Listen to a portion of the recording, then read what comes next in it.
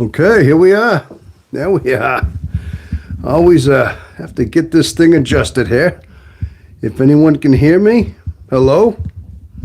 This is Tom from the INFJ Experience. Hello, and just trying to get this live broadcast going. Yes, people, it is an unannounced, kind of a surprise broadcast, but I want to get my laptop going here. Let's see, where are we? Videos, get this going. So how is everybody? And just want to get this up on my screen here before I can go too far. So if anybody can hear me, hello, how are you? Welcome to the channel. The channel is actually progressing quite well. And let's see. And so I'm quite pleased with everything, as you know. And so far, yes, we are right now currently at 699 subscribers to this channel. I was hoping somebody could bring this up to 700. And that would be a milestone. That's one of the reasons I'm seeing this. I'm thinking, that'd be great. We're actually coming close to the next milestone here. We're one away. I thought we might be able to find this and do this live. That's one of the reasons I did this. I thought, hey, this would be good. Let's come right on in here and do a live. Here we go. Let's see. I'm going to do a live right about now. And, okay, we'll get this all set up. Usually takes a couple of minutes to get everybody coming on in here. And, okay, there I am. Okay, I can see myself now. I can see myself. I can adjust myself a little better, get myself in a better frame here, as you know. So, yeah, that's where we are. We are at 699 subs. Okay, so I'd say that's another milestone. Every time we reach the double-digit 100s, I seem to think that's another good indication that we have another milestone that we've achieved. Get that a little more adjusted. How's that? So, but anyway, people, let's see. If anybody comes on in, we will start this live. So, we have 3 watching. Okay, we have 2 watching. Hello there, 2 watching, whoever you might be. Welcome. Yes, this was kind of a spur-of-the-moment thing. Actually, I've been kind of thinking about it for the last couple hours. I can't say anything is very spur-of-the-moment. I kept thinking, I'd like to go live today. Should I make an announcement? Well, I really can't yet. But we're at, like I said, 699. I'd like to think maybe we could do that right here live as we speak. But yes, this is the live deal going on here. So I guess the reason I'm starting today is just to touch base.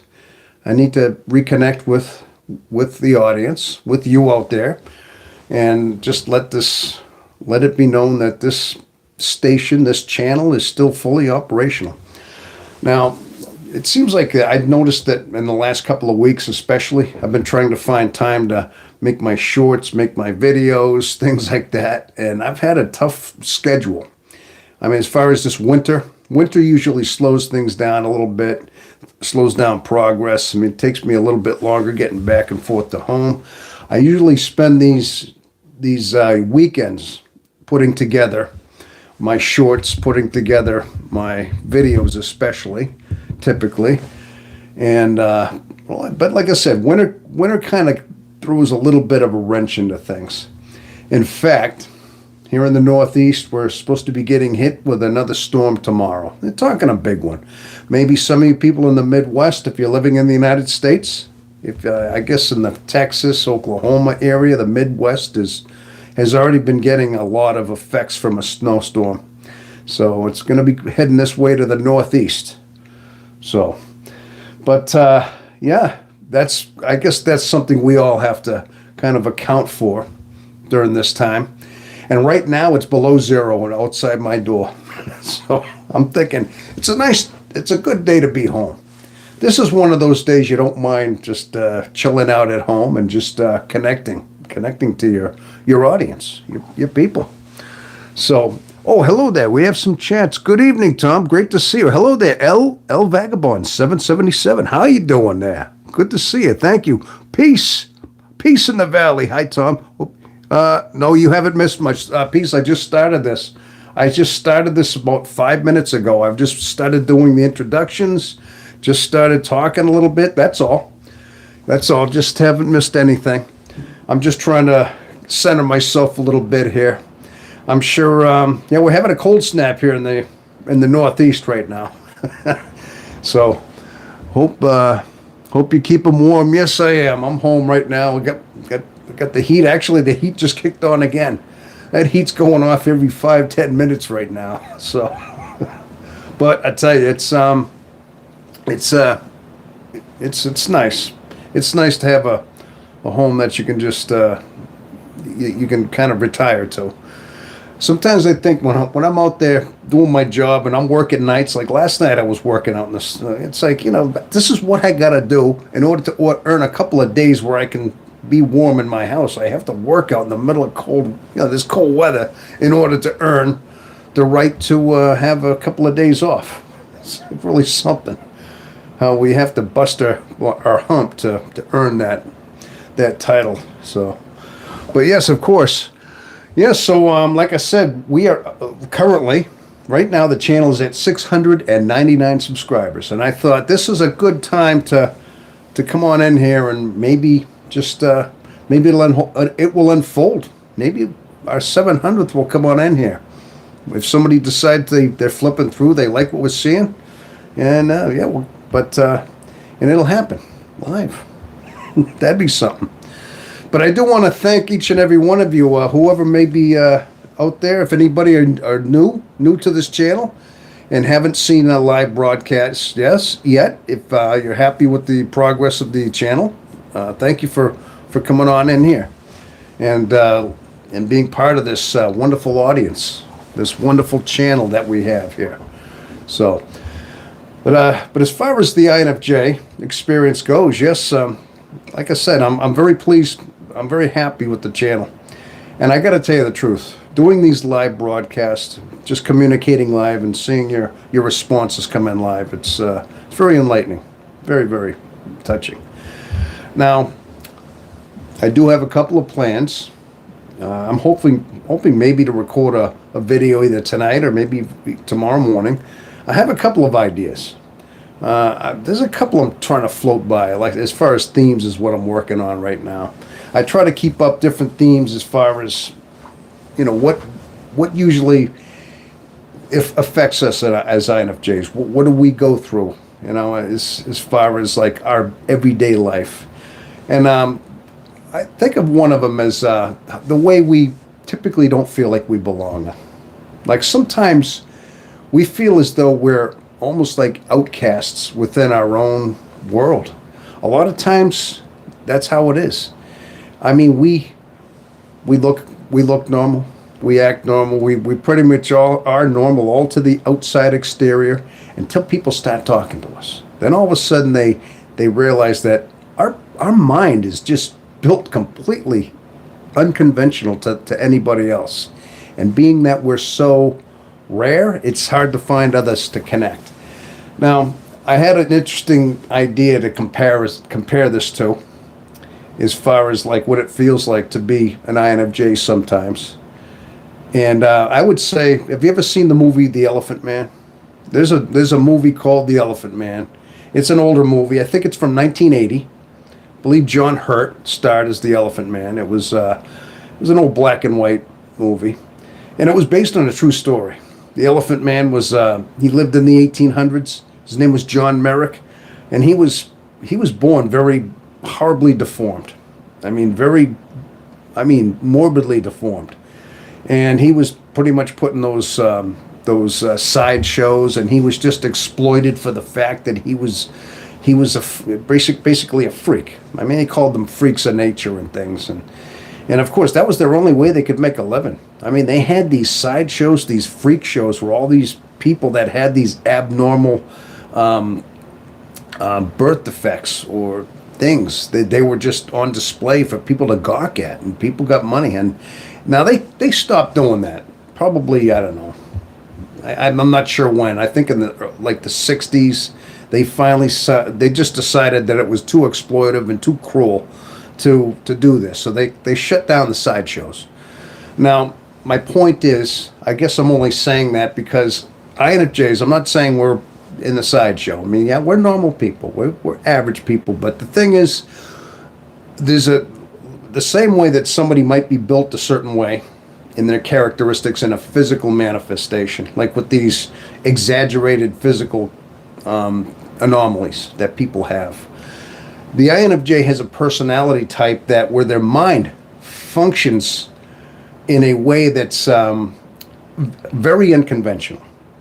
And a lot of times when people start to get to know how that mind functions and they realize this is really just how they are, that's when people say, oh, they start shunning us or they start ghosting us.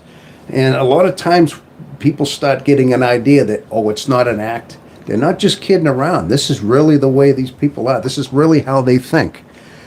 And yes, you remember that movie, yes. But a lot of times, I mean, it's kind of like feeling like the Elephant Man. Now, if you look at how the poor guy's life, if you look at that movie, John Merrick, of course, like I said, it turns out his caretaker, his partner who was displaying him, he got sick. He'd bring him to the hospital to get medical work done. He had like asthma and bronchitis. He was in bad shape. So they nursed him back a little bit. But they basically thought his mind was just as infected as his body. I mean, because he kept quiet, because he had his mouth, he had a deformed mouth even, he couldn't speak much, but he was deeply, actually very intelligent. I mean, his mind was sharp. His mind was clear. He could think, and then it turns out he was very articulate. He wasn't just reciting things out of being memorized. He wasn't just a low intelligent person at all, okay? Which they thought he might have been because he didn't speak. Because what was the point? I mean, he was just so grotesquely deformed. It kind of overcompensated to who he was. But I guess the thing, let's talk about, yes, hello there, hi. Let's talk about it, Angel. How you doing? Good to see you coming on in here. But I guess that was I think I was thinking of maybe doing a video based on that. Just saying that at a lot of times in a physical way, we don't have the physical things like that going on, but a lot of times the way we think is so unconventional that it feels like being like that. Now, you saw how mistreated John Merrick was. If you remember from the movie, he was mistreated quite a bit, and he was his trainer guy would beat him and just abuse him. But I mean, he got some help in the hospital, and where he ended up passing away there. I mean, I think he was only 22 years old when he passed away, when he died. He didn't live very long. But the thing was, the point of the story is the fact when you got to know him, and they found out he was intelligent. He had a lot of attributes, that were not a reflection of his outer self. So it's like being an INFJ is almost living that backwards. It's like we have a lot of this way, but our mind is not.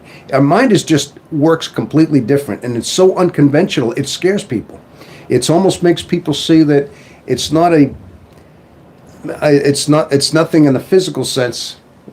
I guess it's an outer manifestation of what's going on the inside, and a lot of people get spooked by that, intimidated by that, because it's such a radical way of thinking. And a lot of people think it's crazy in a way, but it's not.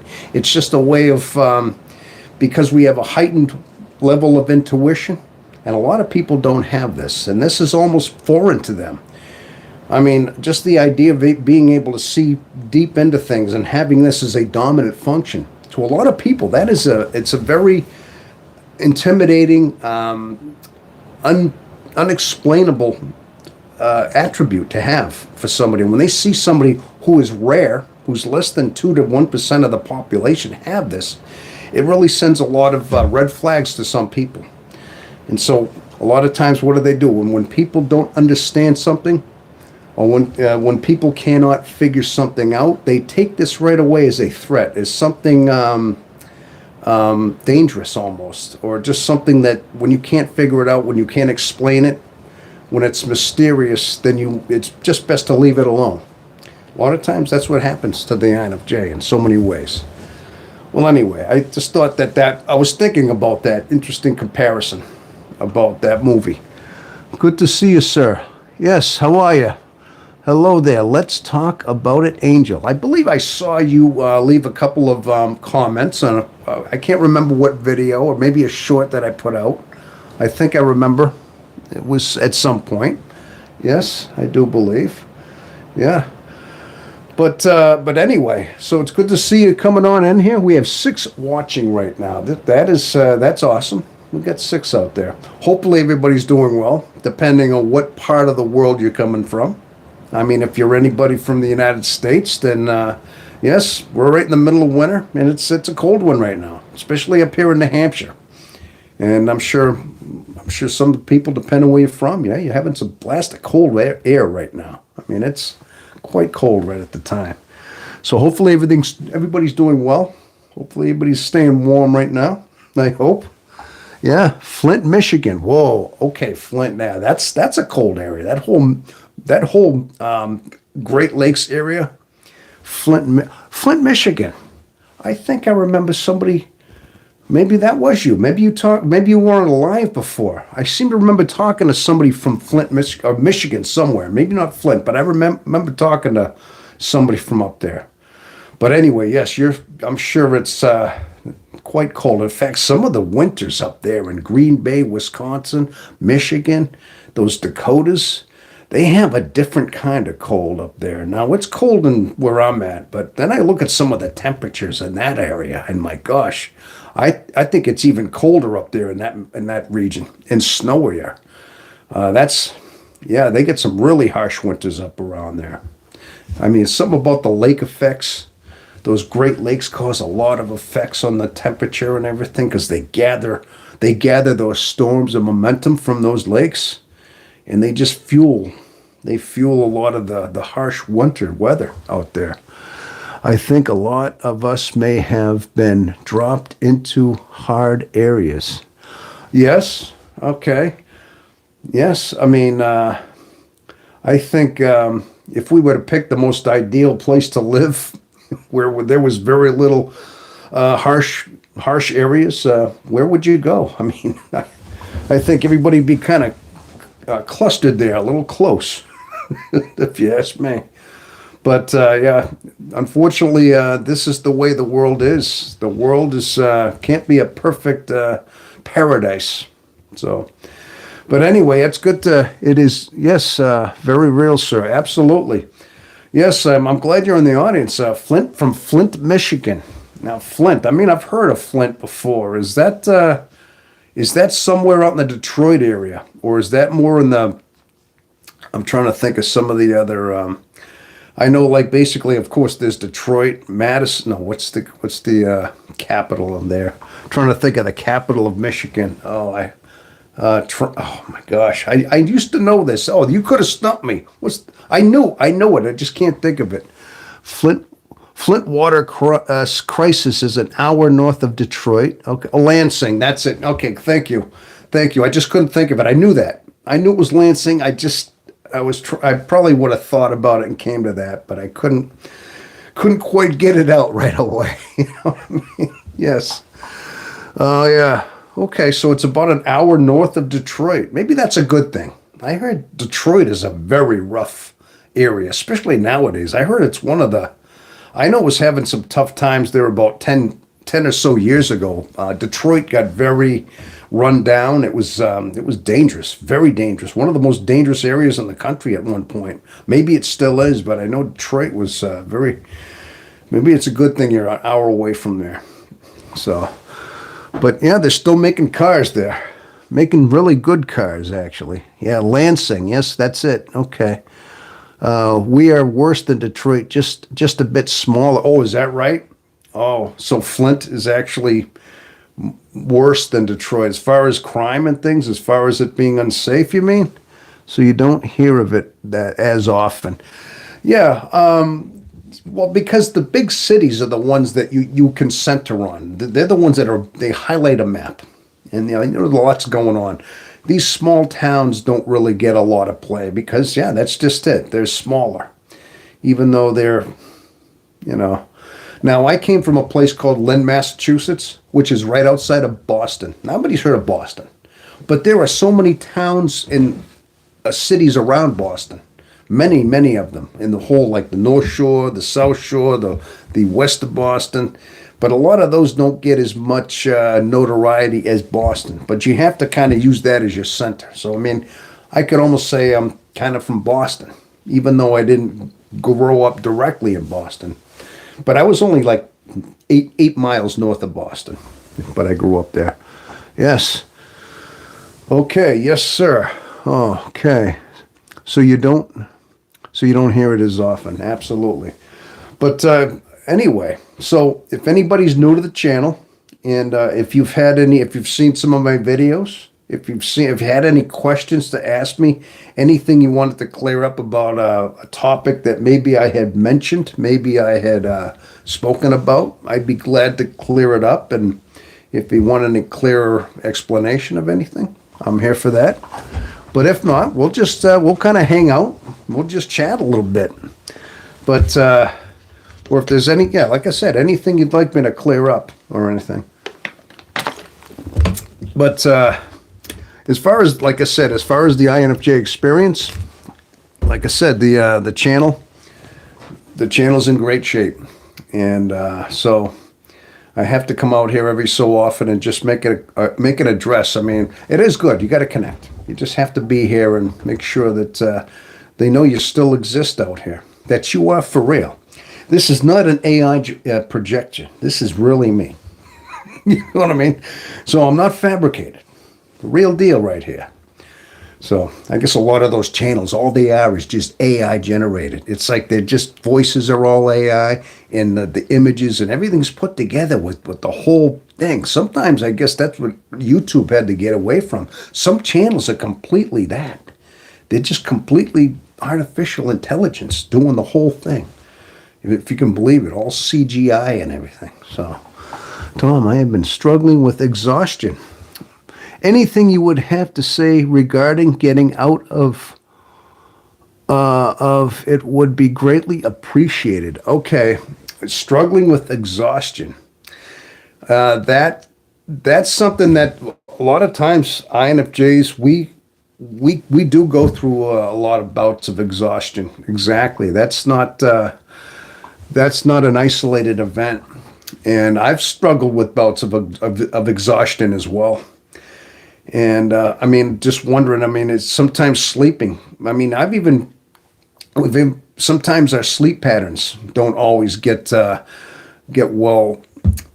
We don't get well rested either. Tom, I think it's great that you are trying to reach the younger INFJs. I wish I knew about being this 30 years ago. Yes, exactly. So I wish I knew I was an INFJ 30 years ago. But as far as I'm going to try to answer this question about finding rest, about being exhausted. Well, for one thing, I think a lot of times a lot of it has to do with our mind. I mean, our mind affects a lot of things, and a lot of times when we are involved in our racing mind, a lot of times it's our mind. It doesn't stop. It doesn't rest. And this is one thing INFJs have, is a very racing mind. And now, for the longest time, I thought everybody thought like me. I thought, before I knew what it was, I had mentioned even to a doctor back when I was still married that I felt like I had a mind that never stopped. It's like it never gives up. And of course, a lot of times they try to say, well, did you take any melatonin? Did you try any, then they try to just like steer you into something to relax your mind, like a drug. And listen, I'm completely against any kind of medication. I try to think there's a way to do this without that. without taking sleeping pills. Without, some people would say, well, they try to tell you to turn to something. Well, just take a shot of whiskey. That'll relax you. That'll put you out. Yeah, I mean, a lot of times you'll get these solutions. I'm not going to tell you that. But all I can say is that a lot of times it has to do with our racing mind. And a lot of times, like, are you... Now, I wanted to ask you this, El Vagabond. Now, during this, are you tense about things? Because a lot of times, if you're tense, if you're overworked, if you're overthinking, if you're over-processing like we tend to go into, your mind can't rest. And you're caught up in your thoughts. And a lot of times you can't settle down, and it'll keep you up at night. And then you'll just wake up. You won't get a full night's sleep. A lot of times that's what used to happen to me. It was that racing mind and things like that. My mind races even when I'm sleeping. Yes, that's what I said before too, that a lot of times we end up, sometimes our mind goes so much. Now, we may have profound thoughts in our dreams. Now, this is something I realized on myself, is a lot of times we are awoken in the middle of the night. Now, a lot of times our mind doesn't even stop, even in REM cycles. And we may be dreaming, and a thought may come to our mind. Something profound, we have to think about it. And our mind may bring us back into consciousness, out of sleep, in order to process this thought, to make it rational, because it has to get out of the dream state in order to think about what is going on. And I'm telling you, I think that a lot of times that's what happens, because you'll find yourself waking up at odd hours in the middle of the night and just like thinking, trying to remember what it is that now your mind starts going again. Now you start trying to adjust yourself, you start trying to get as comfortable as you can, and you can't settle down again. And so a lot of times this follows a lot of insomnia. And all I can suggest is, if depending on what it is that is going on, El Vagabond, is do you meditate? Sometimes having a good source of meditation, trying to settle your mind down, having a good regiment of separating your thoughts. I mean, I've talked about this before. Is just centering your mind, getting out of your thoughts. Like have a meditation process where you're very aware of your body, you're very still. You find that stillness. You close your eyes. You try to find that eye of the storm within your psyche. It's almost like finding a center, a stillness that is quiet, that is your soul. Now, your mind is separate from your soul. It's always swirling over here. It's always like a hurricane swirling around us. And a lot of times we get caught up in this. We get caught up in our thoughts, and we run with them. We start taking these thoughts, and we just go with them. You need to get out of your head. You need to separate yourself to where your mind is doing this, like watching a bad movie. Okay, here's a scary movie on this screen in front of you, but you're not part of it. You're just watching it. You got to get to a point where your meditation process starts understanding that your mind is separate from that, and your mind and your thoughts are not. You can't get caught up in the swirl of them. Because you're going to, a lot of times during the meditation, as you're trying to center, you're going to keep getting pulled back in. Then you got to find that center again. You got to find that eye of the storm, that quietness, that center, and try to like almost still yourself. And then, but you're going to find yourself get pulled back in. And then you got to keep doing it. So it's a process. As you're meditating, you have to keep doing that. But eventually, your mind may start settling down. It's a lot of that has something to do with it. It's all in our mind, and because our mind never stops thinking, and this a lot of times just consumes us, and it keeps us up at night. Now, I've been there. I've been there several times in my life. In fact, I've told people I was an insomniac before. It's not until just recently, in the last few years, that I'm starting to find control of my mind, and a lot of it has to do with the meditation I'm talking about, finding a way to center your stillness. One of these days, I do have an older video. I think I recorded it about 5 or 6 months ago. It's one of my earlier videos. It's just called meditation. I can't remember. It's one of my earlier ones, and I actually described the whole process about being very aware of your body, closing your eyes, and just trying to find like a stillness like that, like where you're out of your thought, and then you're trying to separate from your thought. There is a whole video I should actually do another one again, another video trying to just outline exactly what meditation is and how these practicing it like at least a minimum of one time a day. You can go to 2 or 3 times a day if you can do that, and how the whole process of the practice of it helps you separate your mind and your thoughts. And when you get out of your mind, you'll start settling down a bunch, and then these thoughts will be over here, but you're not part of them anymore. You're not caught up in them anymore. And this is what we have to find. So I hope that answered your question. I would say try that. Okay, I'm going to go back to, okay, I see, okay, got caught up. Let me see. Yes, exactly.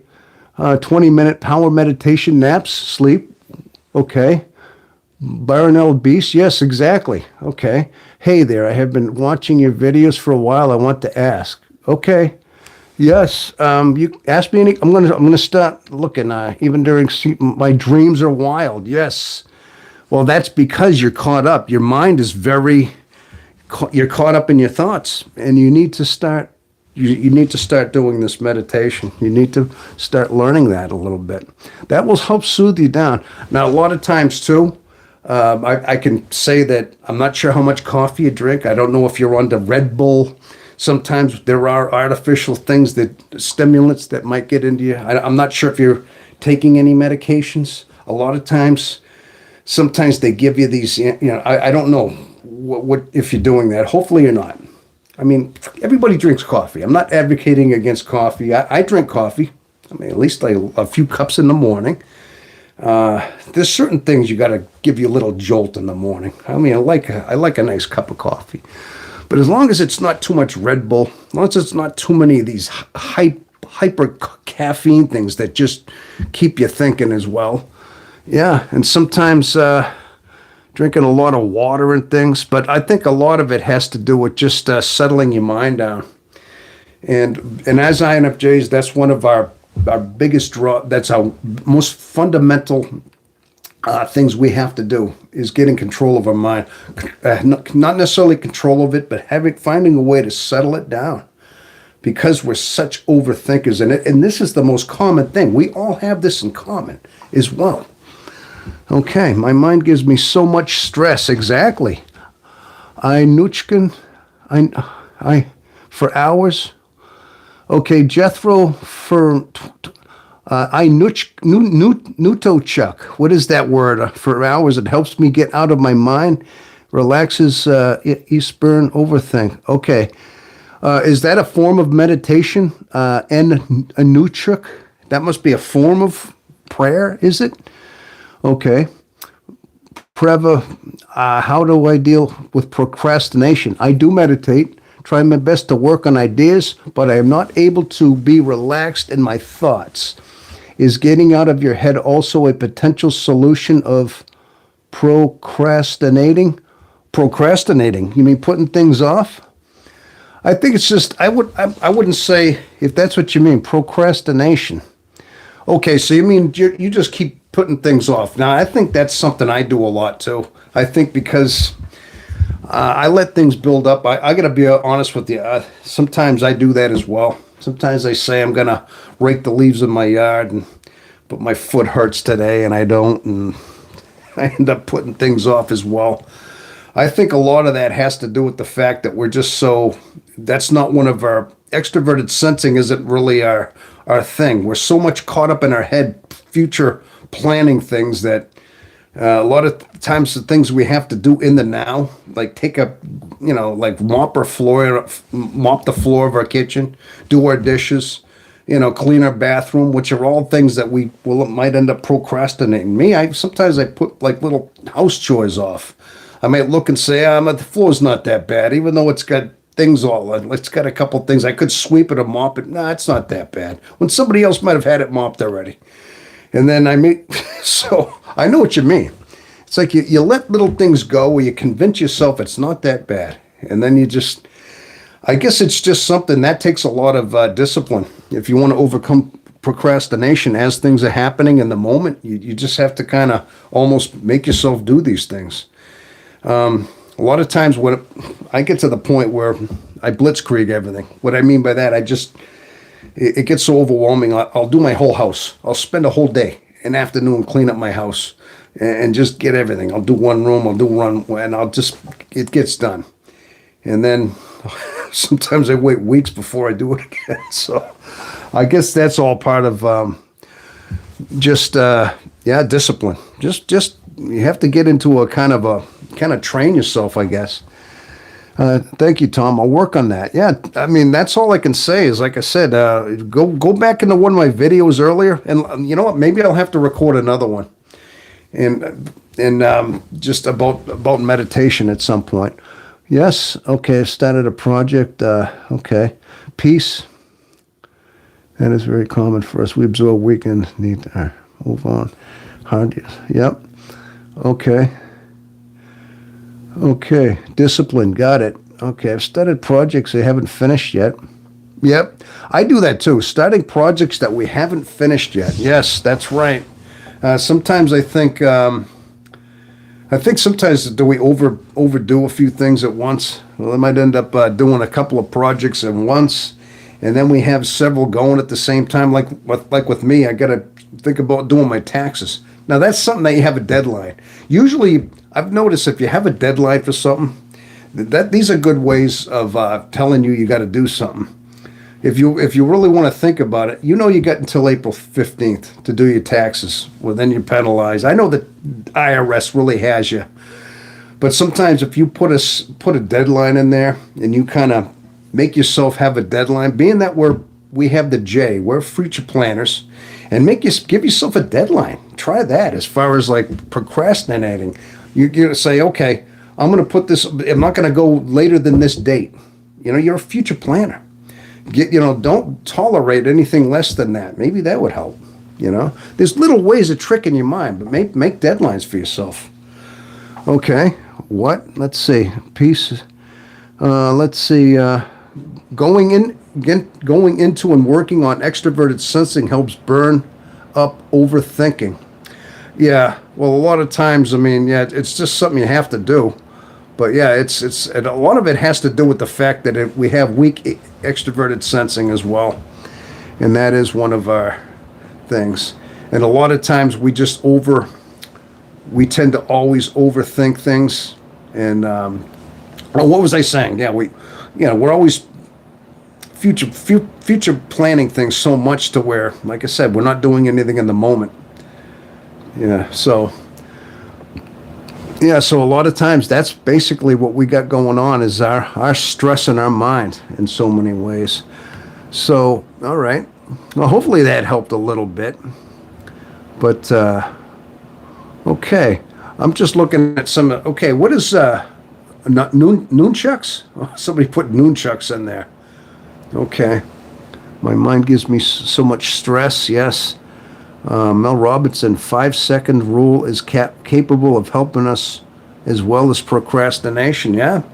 Okay, peace. My procrastination comes from my physical injuries preventing me from finishing things. Yeah. Okay. I could imagine that. Definitely. Sometimes physical limitations. Definitely. Of course they do. Yeah. I'm thinking as we get older, sometimes we get slower. We get a little more. We're not as nimble as we used to be either. We take things for granted. We start getting older, and things start creeping up. And even if we've had injuries like you've had, yeah, of course, that's going to cause some limitations as well. So, yeah, but I think that's a lot of it. Is I've been finding out that almost all of our ailments, everything we have, has a lot to do with our mind overthinking, and the fact that we have a lot of our spirit. Our spirits still long for certain things. As INFJs, we're torn between our isolation, our solitude, and reaching out. I mean, of course, that's another age-old question that we're always longing for that. You got to get past that point of needing almost anything. I mean, yeah, you need food, you need water. You got to get to a point too where your mind is very content, where you actually found a kind of completion spiritually. Spiritual completion is, but again, that takes a lot of just soul searching, and it takes a long lot of just minding your thoughts, minding your drives, and regulating them. Basically, still suffering from whiplash injury 2 times. Yes, I know that. Same thing. Looks like hard to sleep. Yeah, that's with injuries. It's hard to sleep with pain and things. Yes, of course. Saying a starting project going to deep many different branches of ideas. Having that dopamine rush is the one brainstorm so much, but I am always disappointed with real outputs. Okay, yeah, all right. When you say the dopamine rush, is that yeah, that now you're talking about just natural dopamine rush, or like wait, starting a different project, going too deep into many different branches of ideas. Oh yeah, okay, yeah. Now, dopamine rushes are usually from hopefully they're natural. Sometimes what is it? Dopamine is caffeine a dopamine rush? I think a lot of it has to do with adrenaline, dopamine. I know there's certain things we put in there. Nunchucks like what Michelangelo from the Nun. Oh, all right. Nunchucks from the Ninja Turtles. Oh gosh, we're talking about cartoons. Bruce Lee played ping pong with. I heard. Oh gosh, I know nunchucks. Bruce Lee played ping pong with nunchucks. Yeah, mention that. Anti-inflammatory foods, melatonin, and cannabis are medicine. Okay, yeah.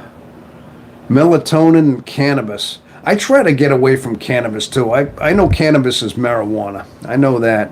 I know it's medical and it's medicine, but I used to smoke a lot when I was younger. I gave that up only because it made my mind crazier. It made my mind just a little more.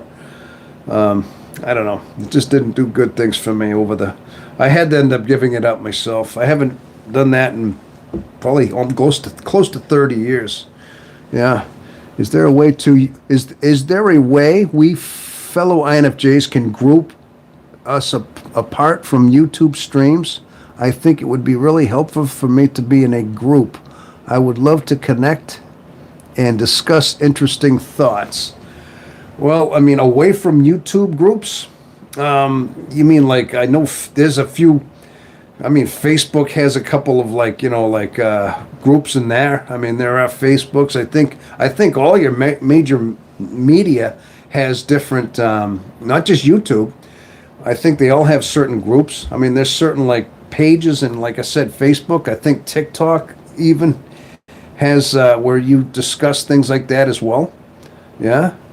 So I believe. I mean, there's a lot of different ones. As far as just that goes, yeah, the only really way INFJs connect nowadays is through a lot of social media, because we're so rare, we're so far apart, and the meeting INFJs in the wild is more rare than finding a needle in a haystack. It really is, as rare as they are. So, yeah. Oh, I know. Of course, melatonin. These are the things that I know those help. And again, I'm not really into taking medication and things. There's got to be a way of doing it spiritually, doing it within the your own strength of within the strength of your mind. These things will help you. I know you can kind of knock yourself out. You can kind of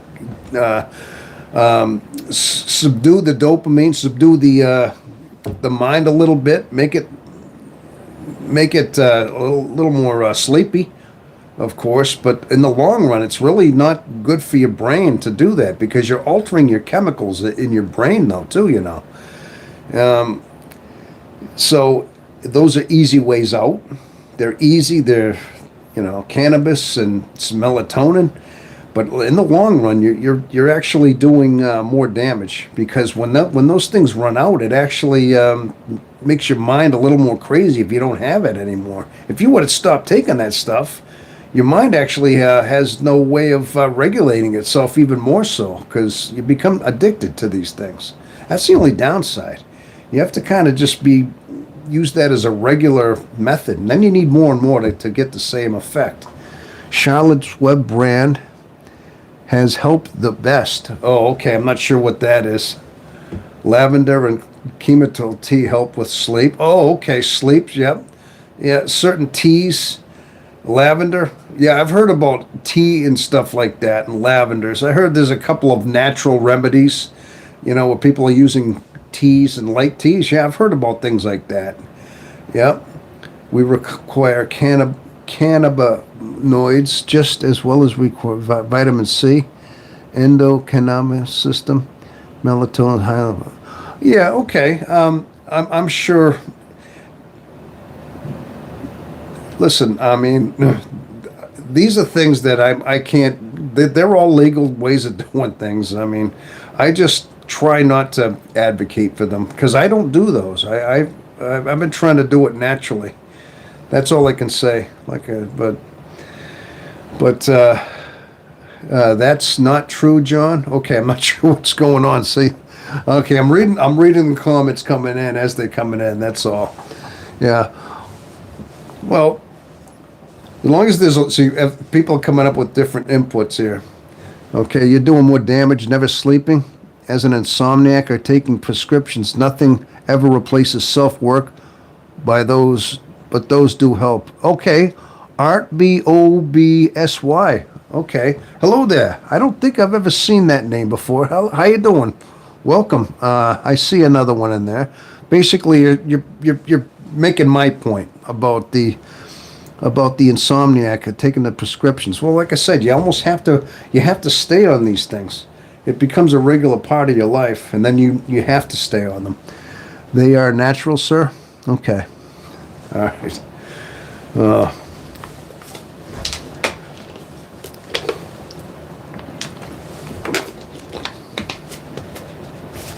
But bottom line is, I think a lot of times, though, like I said, I only advocate for like this is meditation and trying to like work on the mind because that way there at least you're finding natural ways of coping with your stress. You're dealing with it face to face. You're taking the bull by the horns literally within your mind. Now, maybe that's not. It's a very difficult course to go that route. It really is. To just face everything, taking every heartache that you have, taking every and dealing with it, and facing the stress. A lot of times, a lot of times, like I said, just separating your thoughts through meditation. It is a practice, and a lot of times you're not sure if you're on the right path again. Now, sometimes we get a lot of confused, even in our spiritual quest. Sometimes it's a lot of times the tests that God puts us in are not necessarily straightforward. Sometimes we're not even sure if we're on the right path. We're left completely alone, almost like we go through these awakenings of our life is sometimes, and so many times we feel like we're lost even more so, and we think we're getting off the path, like we're getting worse before we get better. It's always colder before. It's always coldest, right before the dawn. And the old saying is, and I only say that because a lot of times the course is being that we're so like out there, isolated with nothing, just trying to face it, is very painful. Like I said, and it's hard to face sometimes. So a lot of times going into these substances, melatonin, things like that, whether they're natural or not, they might help a little bit. Maybe there are some natural supplements that are mild ones that are okay, but you got to watch out for the manufactured chemicals. Maybe I should really stress that. Watch out for anything that's lab created. Don't ever do any of those. Those are the things that really harm you. All right. The argument for natural isn't the best. Rattlesnake venom is natural. Rattlesnake venom is natural. Well, yeah, okay, but rattlesnake venom is will kill you as well. Okay, I know the point you're making. That's a little bit of an extreme. Yeah, of course. Yeah. Okay. And can be beneficial when used properly as medicine. Snake venom. Okay, yeah, it can be converted into snake venom. That's right. You actually need to have snake venom in order to make an anti-venom. Yeah, that's right. You need one without the other.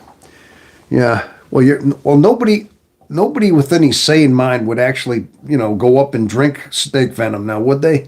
Usually, you're accidentally bitten by a rattlesnake by walking on it.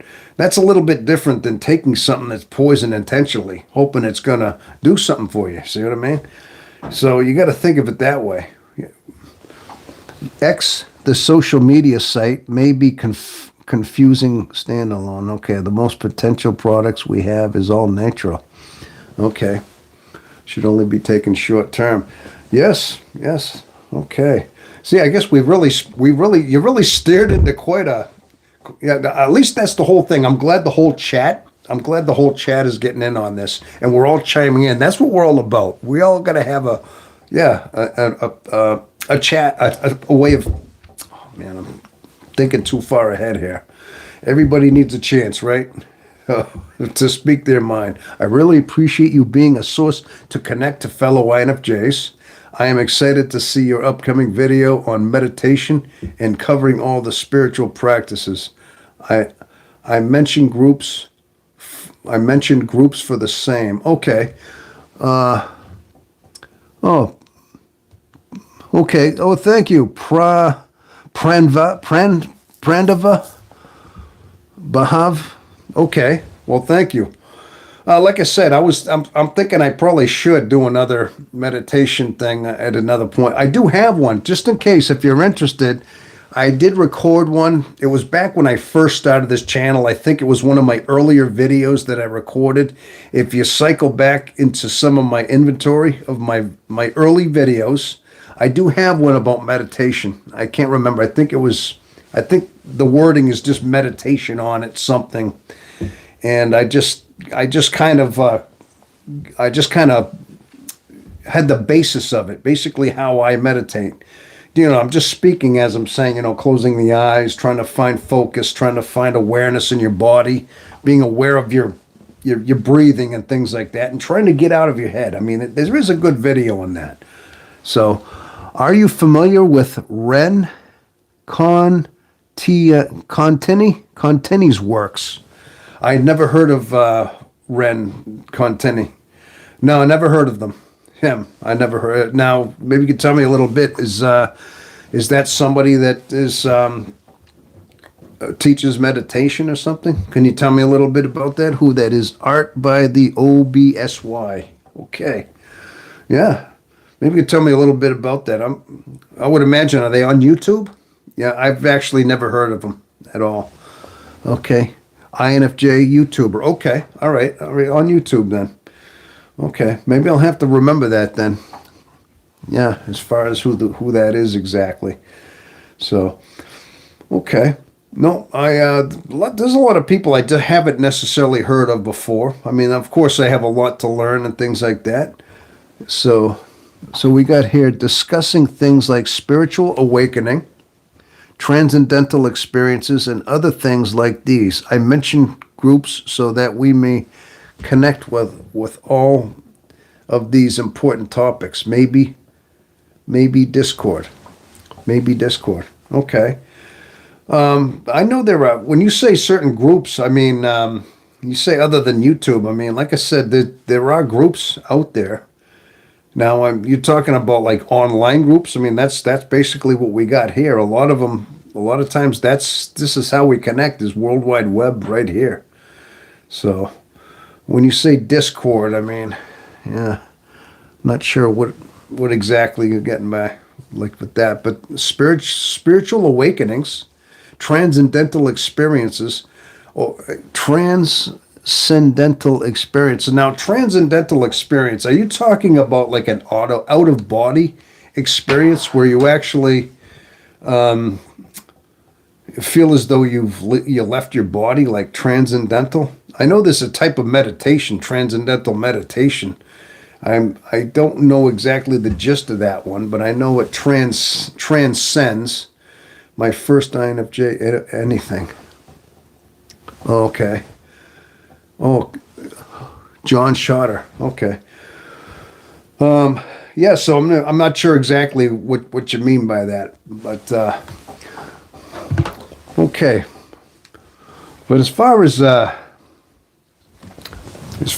goes, if I hope, okay, so I guess we got into a whole big discussion on racing minds, and I guess basically it was about fatigue, and that was a good question, and I came up with some, and we had a lot of input on that one.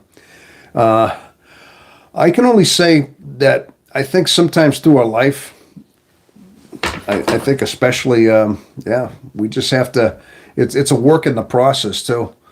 A lot of times, that's all we can do is just go through our life, and a lot of times we're going to make mistakes. I've noticed that as an INFJ, I have made mistakes in my life.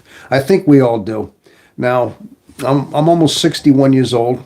I mean, I don't know how old everybody is. Some of my audience are right around my age. A lot of my demographics, my analytics tell me that a lot of people that watch me are about my age, and I would imagine we're all INFJs or we're introverted intuitive, so we have that in common. So, but I think a lot of times through my life, most of my experiences and most of my lessons came the hard way. I actually had to make bad mistakes. I mean, even get burned with just buying things that were unnecessary that I thought were at the time, and then not doing it again, or trusting certain people, or confiding into certain people at the time, and actually having it basically getting stabbed in the back. Now, I made some of these mistakes early in life when I was in my 20s. You know, lending people money that ended up stiffing you, things like that. You tell yourself never again. You're not going to lend money like that again. So you have to learn a lot of your lessons the hard way. And I think I actually did. But if you can just learn from other people's mistakes and take their accounts and some of their mishappenings and just learn from them and not repeat them, those are some of the best lessons learned, because now you don't have to do them. And you've listened to somebody make the mistake for you, basically. But then again, I've done a few of those as well. So, okay, yes, I'm 60 now, 55, almost 56, 42, Phil 47. Yeah, you're making my point. We're all in that same age group. We're all basically Gen Xers, too. I just put out a video about the Gen X. I don't know if you ever caught that video. That's just out there. I put that out about a week ago. I think that a lot of times as Gen Xers, we had we had a lot of things that attributed to us maybe becoming INFJs, just our lifestyle, the way we grew up, the way we were left to be independent at a young age, how our parents weren't there to confide in. All the ingredients, a lot of the ingredients of becoming introverted intuitive, you know, from environment, from having an environmental lifestyle at a young age, we had that just instinctively. That was our generation. We were told, go out and play. Our parents were either split up, broken up. We had broken families where we're caught right in that time. Yes, raised myself, exactly. I pretty much did too. I think a lot of us, we raised ourselves. We were from that era. And a lot of us had to confide in ourselves. We became hyper independent. We became pragmatic. And we just learned from our own mistakes in life. But there's a few nicknames that go to the Generation X, our generation. You know, they call us we're the latchkey generation, okay? And we're we're basically the forgotten generation. And also, I've also seen one called the badass generation. I've seen that out there too. In fact, I saw this coin out there. There's a coin, like a memorable coin that says Generation X, and it says 1965 through 1980. And then it says on the bottom, the badass generation. It's black even.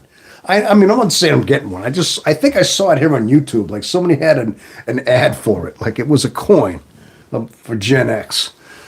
Yes, very much raised myself as an adult. Mother of 15. Yes, raised myself. Yes, I see that. Level LOL. Yes. I think a lot of us had been in that whole generation as well, definitely, huh? But yeah, I just had that. That actually was a video, like I said, I put out. I thought that was interesting. I thought, yeah, I made a lot of mistakes, and I understand what you were saying. Yes, peace. Oh, you made a lot of mistakes that you had to learn the hard way from, right? Is that what you mean? Yes. I think that's a lot of us did that. We had to learn our own mistakes the hard way. But being that a lot of times, because we were young, we didn't have anybody to confide in. We got burned a lot too. Now I had older brothers that kind of helped me out a little bit, but a lot of times their way of helping me out was just kind of adding to the. It was okay for them to beat on me. They could beat on me and rough me up, but they drew the line when anybody else would do it. Say, hey, leave my brother alone, But then once it was like just, but now it's just me and my brothers now. But they beat on me.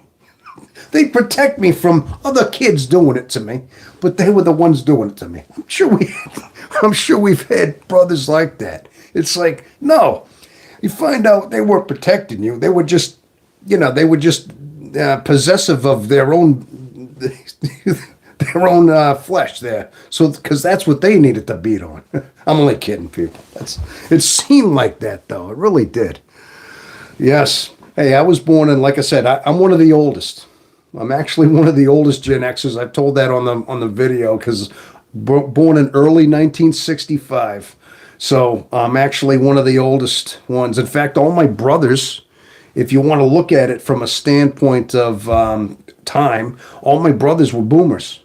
And I was kind of separate. I was kind of outside the loop. If you look at it, I was born right at 65. And that's supposedly when the Generation X started.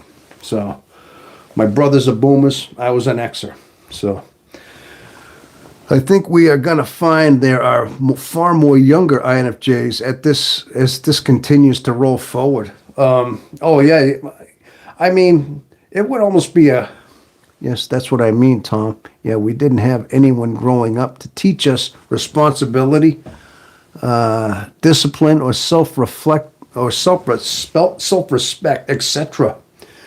Yes, I know that. I think a lot of times those lessons we had to kind of just even learn a lot of these lessons ourselves. It's funny how we have all this in common. When you think you're the only one, and then you realize there was an entire generation that grew up the way we did, that were exactly the same way, and that's in that way. That it was just a generational thing. I mean, a lot of times I think it wasn't just the fact that we were left alone, we were left to our own devices, and we had nobody to confide in, and also because we were caught in these demographics. Yeah, the world was changing. Okay, divorce rates started rising right around that time. I mean, my parents got split up. I'm sure that a lot of you have a broken family, a broken home, maybe a single mom, and you were struggling to survive that way. And so we were caught in that. The boomers had a more solid foundation for the most part with their upbringing, with the families being intact, with the mom and dad being there, and all that. And meanwhile, as soon as it hit us, these demographics started changing. And a lot of cultural dynamics shifted drastically during our generation. And so, yeah, we were single, single, with an only child. Yeah, single mom. Well, that's what I mean. Since I was a young 22, important for me to connect with fellows like-minded individuals for specific guidance and advice. At the same time, I am not sure that I know anything, always curious. Well, then of course, I mean, I would suggest you gotta, I mean, are you talking about your Pravda? No, Pranava. Are you talking about, you're not sure, like, if you know anything, always curious? Are you talking about as far as like the MBTI type? Are you talking about your personality type? Is that what you're specifically talking about? Like, because all I can say is like learning anything about that is just, I mean, I learned a lot. I learned a lot of those lessons from here on YouTube. I started watching a lot of videos and things like that. Plus, I started understanding my own mind. It started getting me questioning my own thoughts and my own process of thoughts. When I realized, okay, what is the INFJ personality type? And I know there's 16 personalities on the spectrum, and everybody breaks down into one. And I know we have a very rare one, which we're all about. But after I started understanding that I aligned so much with this personality type in particular, I started experimenting. I just started watching my own thoughts, watching the way I used to piece things together, and started realizing that, okay, all these things. I mean, yes, I mean, I'm introverted. I knew I was always a loner. I was intuitive. I knew I had all these things. And then I started realizing that I planned things. I started watching my own mind. I said, well, am I a perceiver or am I a judger?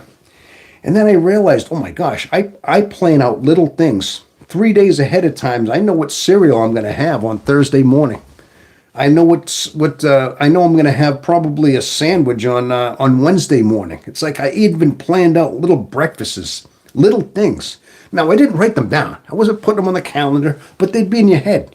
You'd be thinking at work like the night before, hey, I'm going to make a sandwich. You know, when I get up on Saturday morning, like I did, I made a sandwich that I had planned out for 3 days. Little things like that. You start piecing together how you really do plan things. So I started watching my mind very closely. So I can't believe it. That's what I do. And then I realized that I made a lot of decisions based on values and things like that, like emotional like things, like where I always do things in consideration of other people. We're antidotes. Okay. After having my first spiritual awakening, life is something else. Specifically, I feel that there are just so much to learn, and I am excited to go deeper into all the things. Okay. Yeah. All right. Yeah. All right. Yeah, your first spiritual awakening. I think your first spiritual awakening. If you say there's several, I mean there should be one major one. I mean I suppose you could have several, but I would think that's the first level. Yeah. So, but as far as okay. Okay, I'm just trying to get caught up on some of these chats here. I'm trying to be more interactive with the people, with you people here. So I'm trying to watch my yeah.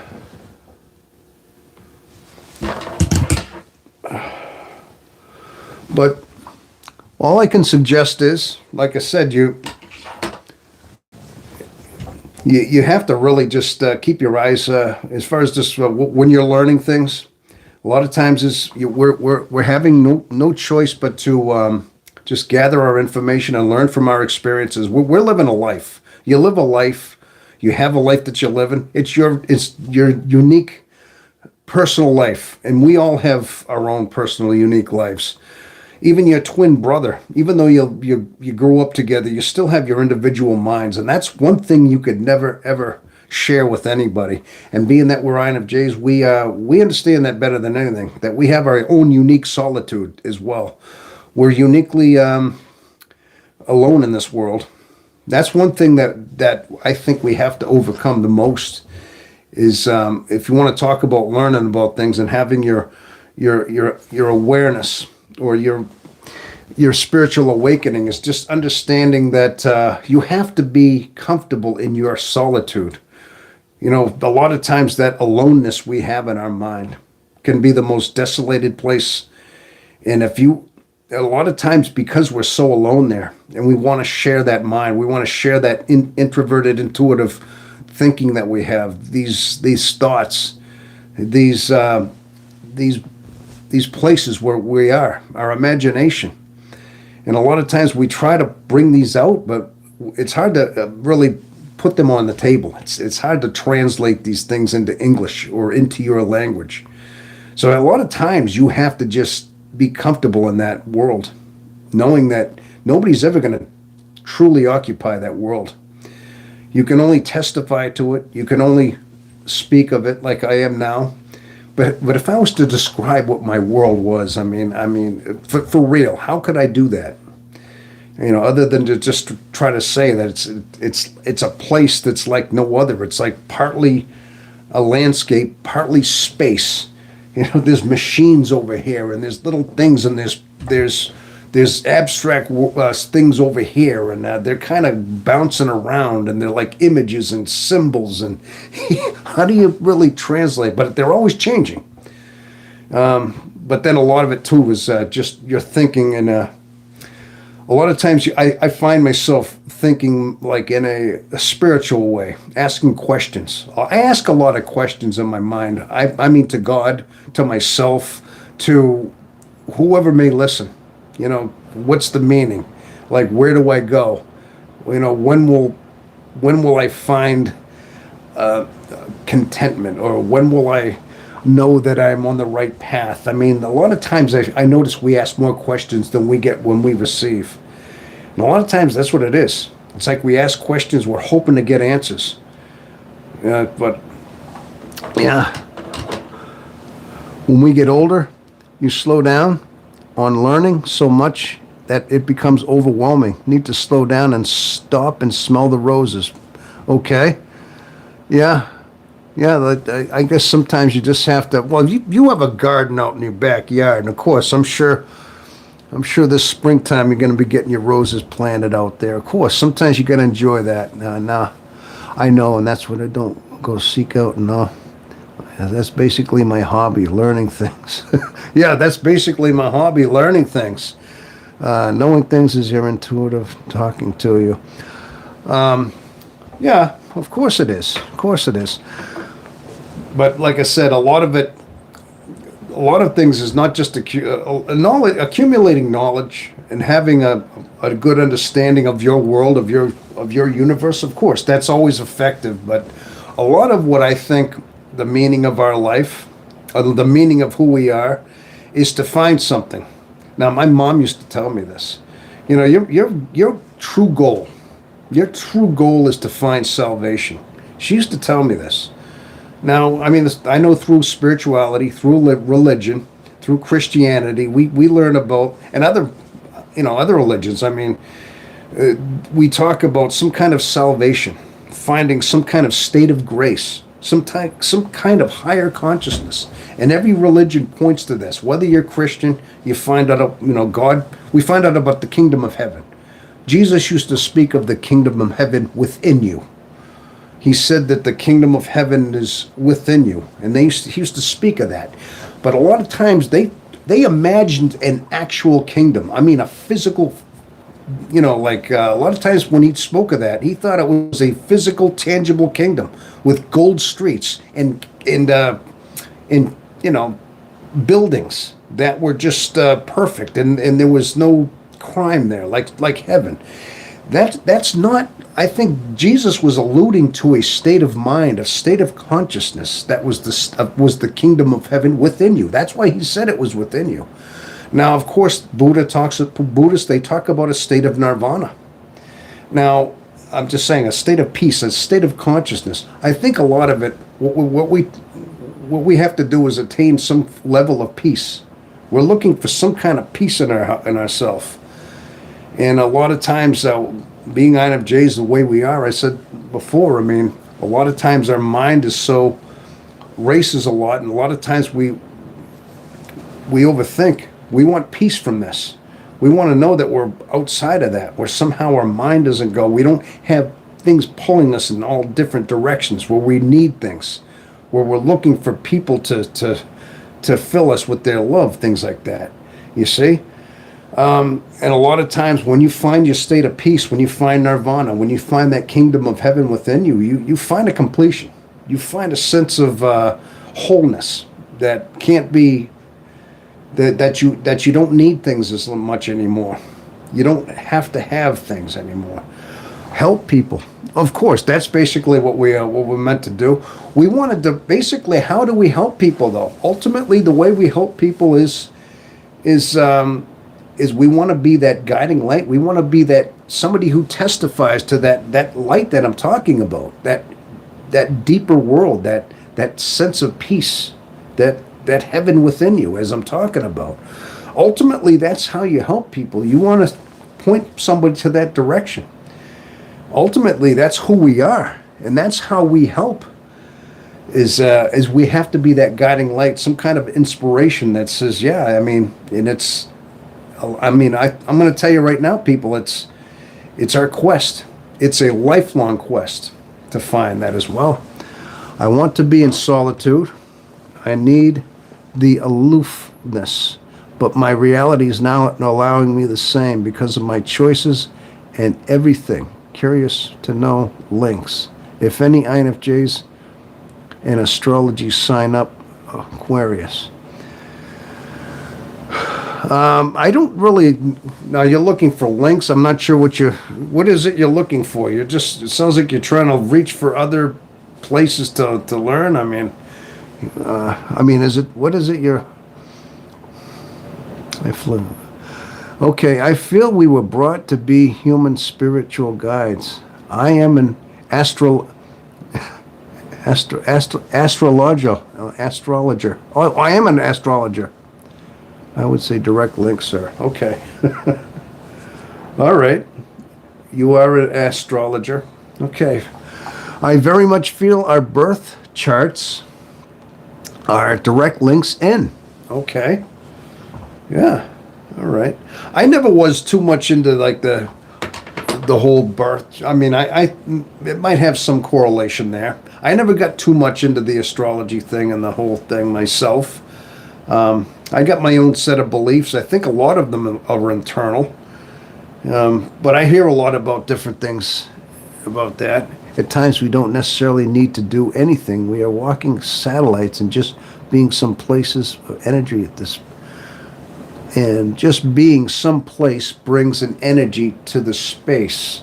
Well, yeah, because that would be the empathic energy that you're picking up as well. You're picking up a lot of vibes wherever you are. As you walk, as you're saying that you're occupying the same space at all the time, as you're occupying your space.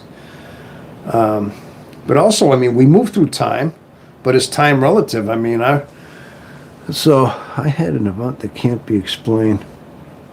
I had events that can't be explained. Yeah. Well, we could, if you'd like to, expound on some of those. That's fine. Well, this would be the place. If you could put it into a couple of paragraphs, let us know. I mean, I think we all have. Sometimes I think our mind has conclusions to things. I think so many profound things happen in the course of my mind. Through the course of my life, I mean, things happen, events happen, and then you learn from them, and then you realize it might take a little while. You start thinking about it, but things start piecing together what it all meant. You start taking little bits and pieces, and then it says, I guess that's what I was supposed to learn here. I think there's a learning curve in everything that happens, and a lot of times it may not happen. The conclusion may not happen immediately. A lot of times you got to think it over and see how it pans out and see how it's supposed to help you understand what it meant. Synchronicity. Yes, I've heard of something about synchronicity. Hey, the Police had an album, Synchronicity. Remember the Police? The band they had an album called that, Synchronicity. I also know. Let's see. Let's talk about. I also walk you through our own birth chart for deeper understanding into your person. Best therapy ever. Okay. But a birth chart. Now that's like you're saying. I mean, basically, when you were born, these stars were in a certain alignment, planets were in a certain alignment, and depending on how and where you were born, it affected the way you were. The way we are influxed with karma, with things like that. Is that what you're talking about? A snapshot in the sky from the moment you were born. Okay. Yeah. Snapshots in the sky from the moment you're born. Yeah, that's stuff that I always kind of heard about that stuff, but I always thought, you know, I always tried to focus on, with me personally, it was always like where I was being led. You know, what I was supposed to be learning as we were, as our life unfolded. I mean, we had a journey.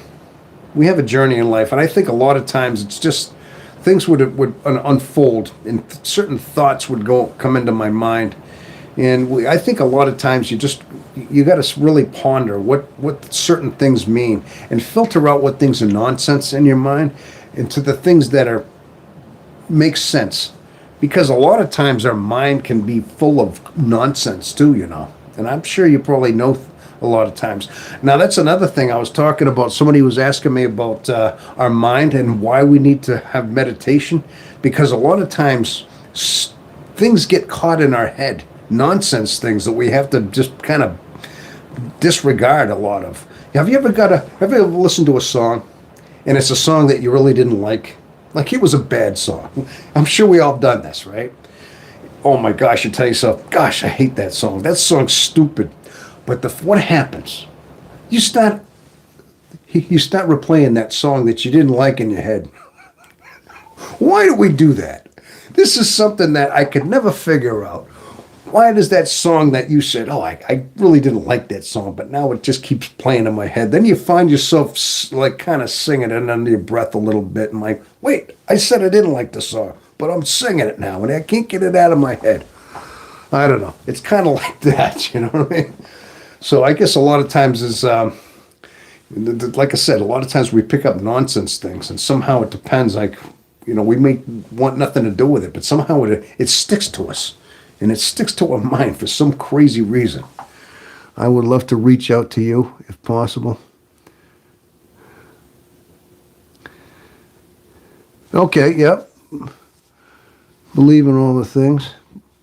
But as life took place, I started to dig deeper into this and did find something. Okay. All right.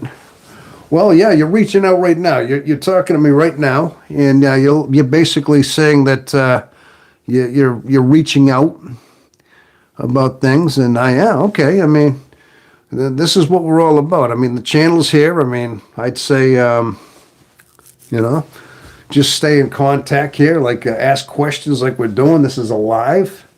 And, I mean, obviously, you must have just stumbled across this, I would imagine, right? Okay, so let's talk about the spiritual world would say, go listen to the song. There is a message there for you. Okay, yep.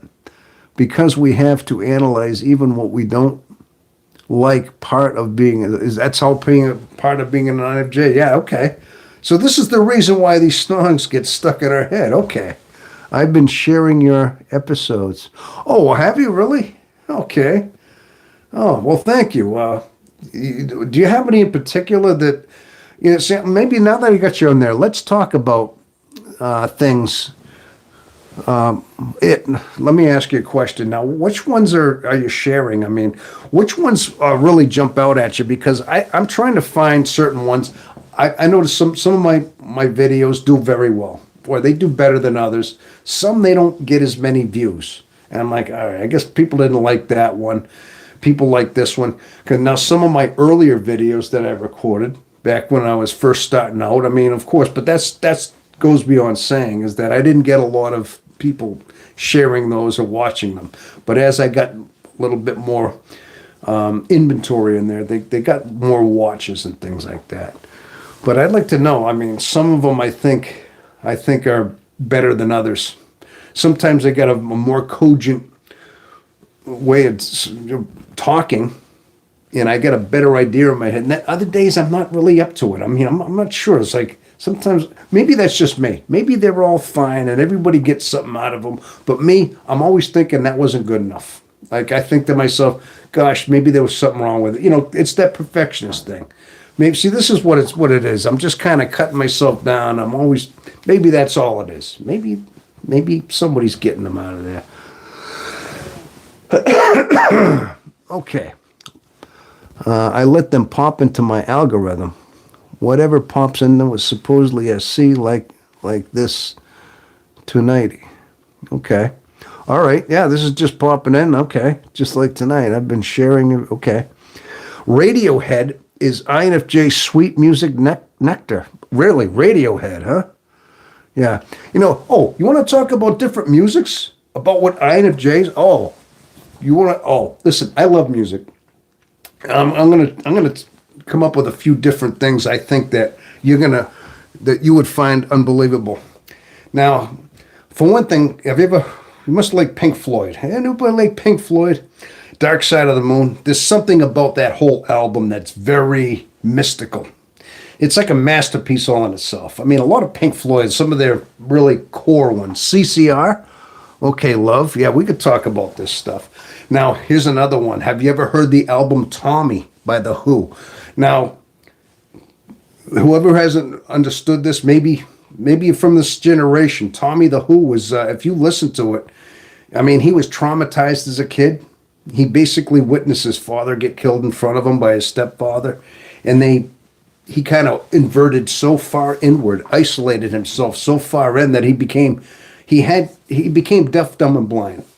And that's how much he inverted into his own mind. He became blind, deaf, and then he was incurable. And he went way into his own mind. Okay? And then he just developed in there. But again, Pete Townsend, the creator of The Who, is actually an INFJ. And it makes sense. This was one of those songs, well before I knew about what the MBTI was, I related to that. Well, my name's Tom, and that was Tommy The Who, and a lot of it kind of I picked up on. So that you want to talk about an album that's very much an INFJ story, a rock opera? Tommy The Who. If anybody's heard that. Okay, can we discuss forgiveness? It's always warranted. Big yes for Pink Floyd. Okay, so we got one for Pink Floyd. So El Vagabond, 777, you want to discuss forgiveness? Okay, it's always warranted. Certain eras of Radiohead are very Pink Floydish. Okay. I've heard Radiohead was, they got a certain following. They were a little bit newer. They were more of a 90s, 2000-y band. I tried listening a little bit to Radiohead. I know that song Creep. I'm a creep, I'm a weirdo. I know that one. That's like their big hit song. I wish I was special. Yeah. Creep. I think it's called Creep, right? From Radiohead. I always started healing when I quit forgiving. I don't believe it's always warranted. Okay. I always start healing when I quit forgiving. Quit forgiving. All right.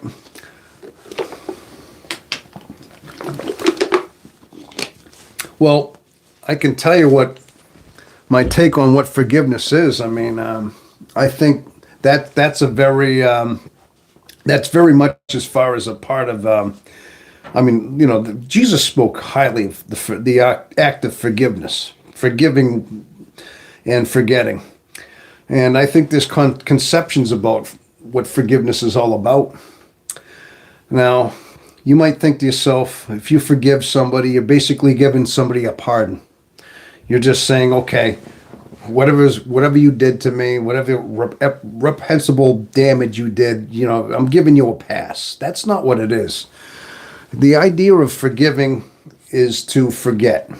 Basically, it's an idea of alleviating you from the burden that was done to you. Okay, because when you don't forgive, when you resent, that whole thought of what happened to you, whatever violated you, whatever somebody did to you, or whatever's on your mind, okay, whatever it is that happened to you, and if you hold this resentment in yourself, you're basically playing God in a sense. You're basically judging somebody. You're putting yourself above them by basically having judgment over them. But being that you can't have judgment over anybody because you can't forgive, you can't judge, you can't condemn. So the only thing that's happening basically is you're hurting yourself by holding on to this. because you're recycling the anger. You're recycling all the basically the suffering in your head. You're just holding on to it. You're holding it. You're judging it. You're harnessing it. You relive this event with hate. If somebody violated you, somebody violated, whatever it might have been, somebody mistrusted you, cheated on you, whatever it might be, and you hold on to this. Again, it's like what Nelson Mandela said. It's like imagine you taking poison, but hoping that it kills your enemy, which was a very profound saying in itself. You're taking poison, but hoping somebody else dies that violated you. But it's killing you by holding on to it. So by forgiving, you're alleviating yourself of that burden within you. It's for your sake. It's not for somebody else's sake getting a free pass. That's one of the misconceptions about forgiveness, because then it alleviates yourself. Your own soul has been freed when you forgive. And that's what it is. And that's why it is important to forgive and find forgiveness for others. I hope I explained that right. I hope I did. But a lot of it has to come back to meditation. Here's another thing. Now, this was from, who was it that said that? I'm trying to remember. El Vagabond. Okay, El Vagabond. You were actually asking about not being able to sleep, about having your mind. You were exhausted. A lot of times, this is going to cause exhaustion as well. It's all these thoughts when you hold on to things, and if you harbor resentment and you harbor things, these are all things that keep circulating in your mind, and these are all part of that mind I was telling you about, that swirl. When you find that stillness and you learn to meditate and you pray and you find that center, that eye of the storm, and separate your thoughts, you're able to look at these resentments. You're able to look outside of yourself and not get caught up in the swirl of them. But you have to observe these things from afar. Like I said, like watching that bad movie. And you have to train your mind to always just kind of be in a center still spot while looking at all these things swirling around you. The thoughts swirling around and just consuming you. And that's another power of the meditation, is that's going to help you to forgive, because you can look at these things more in an objective way, not relive them. In order to forgive and forget is to find a way of actually observing these violations that happen to you, not in a sense of reliving them, not by hating them over and over again, because not forgiving is resentment. Resentment literally means resent, basically resenting. You keep thinking it over again. You relive it. You resent it. You rejudge it. You re-hate it because you're caught up in it, in that swirl of that thought. And it's only poisoning you, because it's bringing you stress. It's keeping you up at night. It's keeping you tense. It's keeping you in hate. And that's why forgiveness is so important, because it's alleviating you of the stress. It's alleviating you of that pain that you're going through. Okay? So that's why it's important. It's all connected. It's all interconnected to somebody having insomnia as well. Yeah, you have too much of that stuff going on. Yeah, it's going to spiral you, and many different bad shapes come out of that. Yeah. Okay, I'm really going to be putting more time into prayer and meditation. I really appreciate you guys. Well, thank you. I mean, I hope so. Yeah. For those who've heard us become our biggest teachers in the long run, if nothing else, love them for that. Well, if you're able to forgive them, like I said, in the sense that I'm talking about, then yes, because they're helping. They're actually helping you sharpen your sword by understanding that you can overcome what they did to you. Is knowing that you're strong enough to finally have risen above what they did. So they've actually helped you grow stronger, in a sense. If that makes any sense. Very well explained. I agree. I believe we can accomplish that without forgiving, but I don't feel resentful at all, but I do forgive abusers. Not forgiving doesn't mean holding on from me. Okay, yeah, that's basically why that's why forgiveness is what it is, and that's why it's important that we let these things go. It's for our sake, like I said. Okay. Froosh. Hey, Froosh in. Oh my God. Hello, hello, Tom. Hello, everybody. Welcome, Froosh. Yeah, Froosh is from the Philippines. I do remember that. Right near, there was a small town right near Manila, I do believe. A little bit outside of Manila in the Philippines. It must be nice and sunny out there right about now. That's you got to figure that's halfway around the world. Yes. We okay. Well, anyway, that was a good little monologue. Yeah, these are the things I'd like. I like to think that we have little things like that. That's what we can talk about. That's exactly it. So sometimes you get me explaining things, but yeah. But I think I had a video on that too. I explained the why it's important to forgive. But again, these are lessons that I learned when I was a kid, as a younger man. I learned little things along the way. I've heard people tell me that. My mom used to tell me things like that. I mean, I used to listen to, different people talking about how forgiveness works and why it is. And I still never forgot that. That was one of the most profound things. Now, Nelson Mandela, who was also an INFJ, by the way. Yeah. And he was, of course, thrown into prison. What was he, from South America? He was for apartheid. He was like thrown into prison for like 30 years, and he's for really for nothing almost. And I guess he basically had to forgive those who threw him into prison. He knew that it was eating him up. They finally let him out in the 90s or something like that. But yeah, he turns out he was very much an INFJ, but he came up with that saying, and it's very profound. And I never forgot that. That really had a major impact. So sometimes, I mean, again, the INFJ mind, they come up with these inspirational quotes that span many decades and generations. I mean, even things that like Marcus Aurelius. I mean, I guess he was another one too.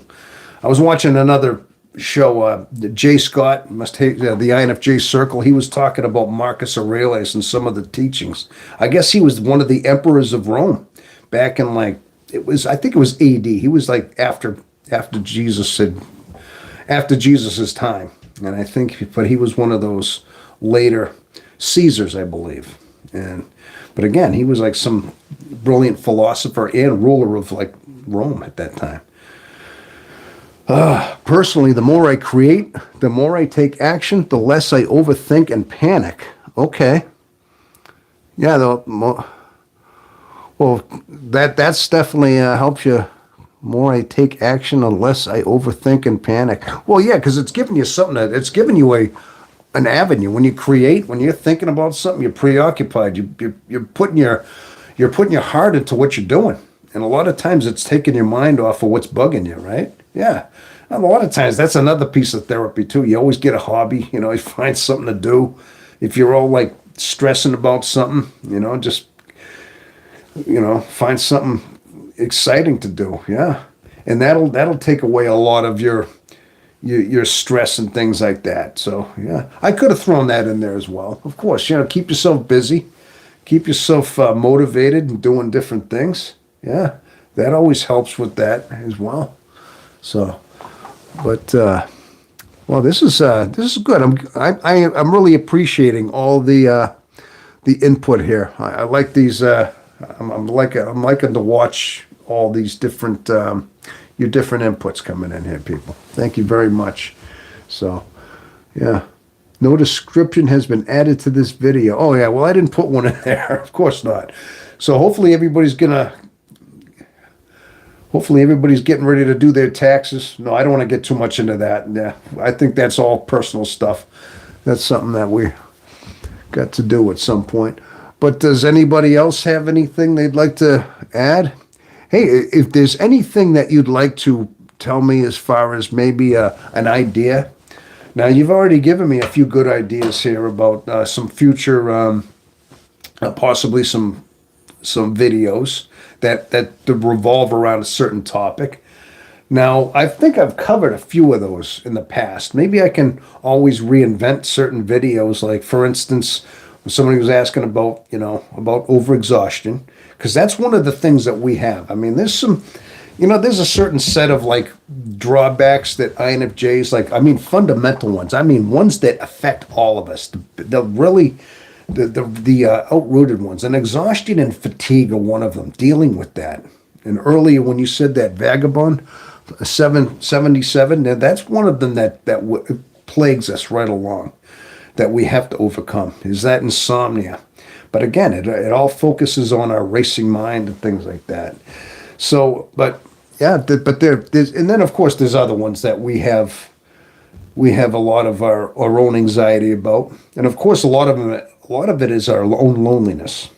Okay, I think I've covered a lot of that too. I mean, a lot of times through the course of our life, we go through bouts of loneliness, depression, sadness, isolation. And these are other ones that just seem to plague us. And I think it's all patterns through most of our life. And those are ones right there that bring us a lot of grief. And just knowing that we're different than a lot of people. And we seem to be perpetually sad in a lot of ways. And we're always trying to find some kind of fulfillment, but at the same time, people drain us. I mean, so we have so many things going on in so many conflicting things in our makeup that just keeps us so confused. But I can honestly tell you though, and I've said this before, is that it's all, you can't just take your whole INFJ experiences in a matter of a couple of days, a couple of weeks, a couple of years.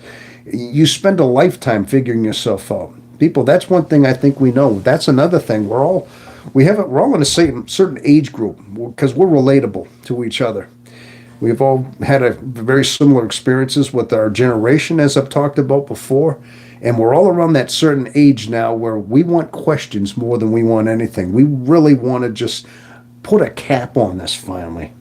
We really just want to finally be done with our issues. We really do. And then reaches a certain age in our life, it's like, okay, enough already. Yeah, it's like it has to, all of this hard work has to finally just pay off. And I have to say that in a lot of ways it does finally pay off, because it's taken me many years of my life, but just finally understanding my mind when I finally started realizing the MBTI type and seeing that's really helped me out quite a bit. I knew there was a missing piece somewhere. I knew that I was geared a certain way. I had a certain spiritual heart. I had a certain longing heart. I knew I had a purpose about something, but I couldn't quite put it all into words. And I knew there was something. And I think all of us have found that. So 57 years of knowing like you're going through all this, it's like you wonder why you can't hold down a relationship. You want to have somebody in your life so much. You want a wife. You want a girlfriend, at least with me, I mean, but you find one. It's like, okay, you could find one. But then all of a sudden, you feel like you can't hold on to this relationship because you feel so depleted inside. So you have no choice but to retreat. This has been one of those problems I've had. I still, to this day, I can find a romance. It can happen for me, but it doesn't last long because it can't for me. It's like, but then you look at other people, and they get their childhood sweethearts they met in junior high, and they stayed with them for the last 50 years of their life, and they always seem to have somebody, you know. But I mean, I guess this is just one of the symptoms. That's another thing we have, is that we seem to be always. Now I can't speak for all INFJs. Some have found love, and they seem to keep their love, but not all of us do. A lot of us are perpetually single a lot of times as well. These are some of the fundamental drawbacks we have. I mean, we're isolated. We have trouble with love, even maintaining friendships. Why is it we can't seem to have a lot of friends? It's like a lot of times we're so not trusting of people. Now we can find friends, and we find them, but sometimes we can only take so much of that as well. But we like our solitude as well. It's like we're so fickle. We're such a fickle bunch. But eventually, it all has to come down to just finding peace in ourselves. That's all we can really do, is you have to find peace in your own heart before anything else falls into place, people. That's one thing I'm starting to find out is like just being content in yourself. Finding true contentment and finally getting some control of your minds and things like that, and start finding control of our drives, our needs. When you start not needing as many things anymore, like I said, when you don't crave a lot of external things and things like that, where it's not pulling you, it's not driving you. A lot of times you can get control of your thoughts as well. But again, this takes a lot of soul searching, a lot of like pining inside, and almost like you must have heard the old saying that the best antiseptic is sunshine. I mean, how does antiseptic to sunshine work when if you want like basically you have to burn something out of it. If like sunshine is the greatest bleach in a way. I mean, if something is contaminating or something, if it's in the direct sun, it just burns it out of it. Now, my point is that a lot of times that direct sunshine, our spirit has to almost burn in a way. It burns out these things in our soul, not in our soul, but in our mind. A lot of times by facing them, by letting that direct sunshine on our soul, in a sense, in a metaphor, is the best way we anticept ourselves as well, because we have to burn that out of us by facing what we have, by just facing it head on until it goes away. Basically, it's not easy, but that's how we learn. Okay, I gotta. Religiosity, walking has been my best choice. Okay, Jethro, Afro 2902. Okay, hello there, Jethro. Art by OBSY. Yeah. Oh, at Jethro. Okay, religious walking. Yes. Okay, and I strongly believe so, but strongly question it. I strongly believe so, but strongly I question it. So that's kind of a paradox, and you believe something in something that you have to question. So you can't quite believe in it if you're questioning it. Yeah, I know what you mean. It's kind of like going around in a circle. Yeah, but a lot of times is you want full understanding of it. So a lot of times as we're questioning things that we don't quite believe in, it gives us a better, fuller understanding. And we don't want to take things at face value. You want to know every ins and outs of what you believe in. You can't just take it half-heartedly. It has to be a complete understanding. So you're going to keep questioning it.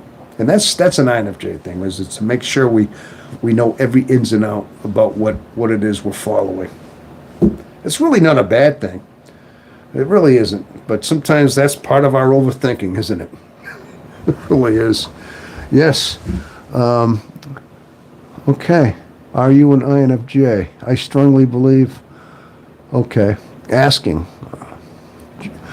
Somebody's asking if they are an INFJ.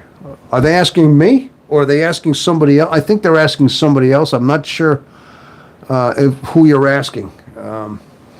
I strongly believe so. Oh yeah, you're asking somebody else. Okay, sounds like an INFJ to me. LOL. You know what? A lot of times I think, we question that a lot. I've questioned that for years. I still sometimes wonder. I think that's part of being one, is we're never quite sure. It's all part of that whole thinking, You hear about it, and it's like, we're never going to stop questioning that. We tend not to talk about it unless we know about it. Okay. Amen. Yeah. So true. I have online friends, but I've shared potential spiritual experience. Hello, Froosh. Okay. I like the little bow you put in the wings at the very end of your comment. That's a touch. Yeah, I see that, Froosh. Yeah. Personal spiritual experiences so they see me as weird and face rejection. So my only hope and devotion is to rely on God. Okay. Yeah. All right. Well, that's all we really have. That's all we really have is that.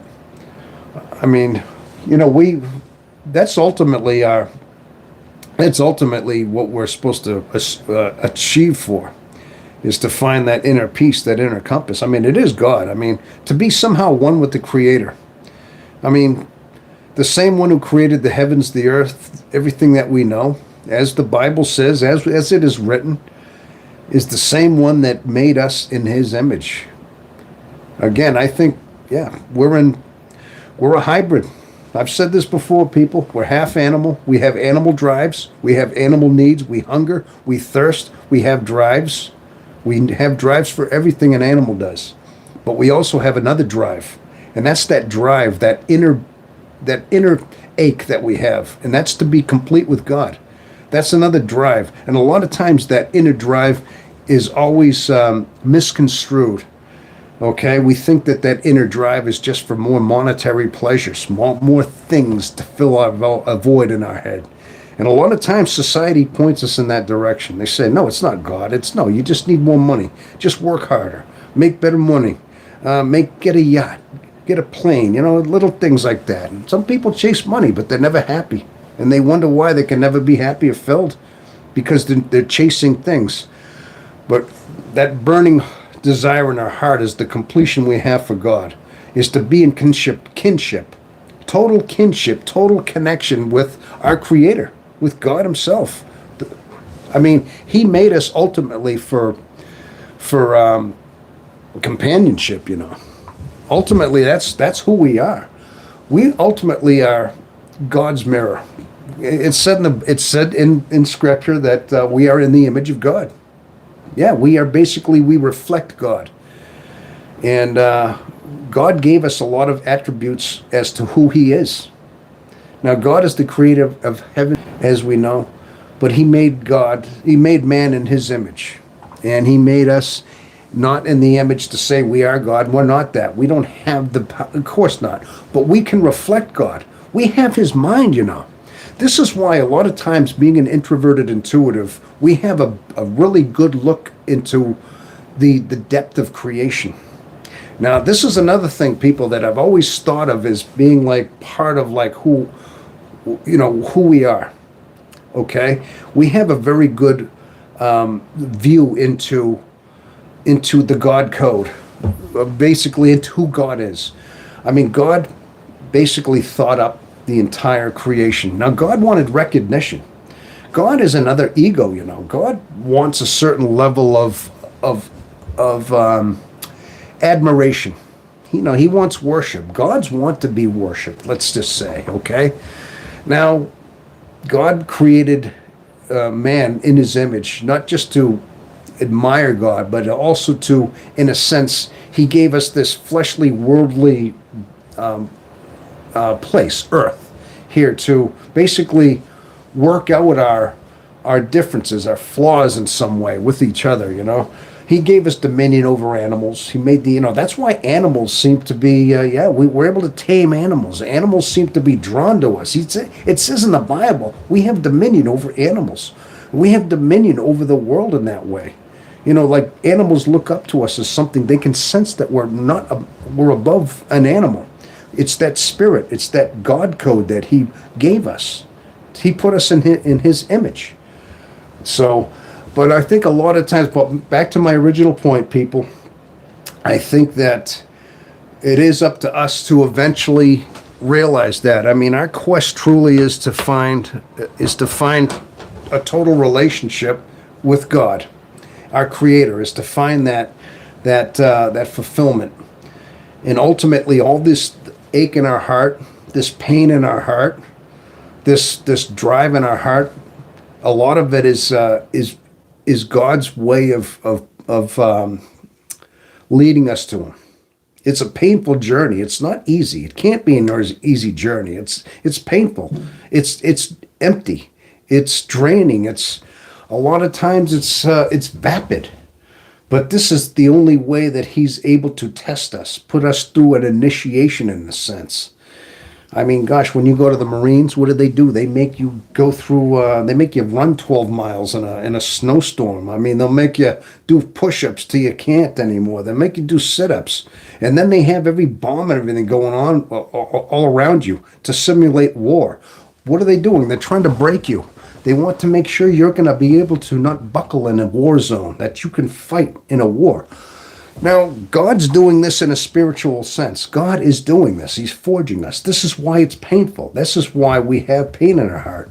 Now, by letting it be there, by letting that pain, by suffering through it, a lot of times we're gaining strength. We're gaining, forging strength, and eventually we're being filled. God is giving a little bit more of himself. He's giving a little more completion. He's taking a little bit more of this worldly drive away, these worldly pleasure things that we want, and he's filling us more with the completion of him as we go through our life. But it's up to us not to run from it. It's up to us not to escape this and run from it as it's happening, not to run into somebody else's arms, run into something pleasurable, something sensual in order to escape it. Because when we do that, we kill that pain, we prolong what we have to do in order to find the grace from God that we're looking for. Ultimately, that's what our greatest quest is to find salvation through God. Okay? Well, all right. I'm going to read some of these comments. Okay, I got a lot of amens out there. So true. I have online friends, but it's personal experience. Okay. Okay, we tend not to talk about unless we know about it. It's my heart signature and pleasure to take. Oh, hello. Yeah.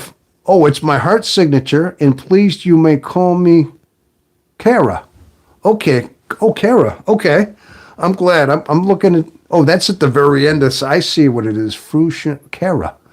Okay. Kara. Caria? Is it Caria or Kara? I'm from. All right. That's a nice name. Okay. Lean on source. Oh, okay. Look at somebody's got the hands, the sun.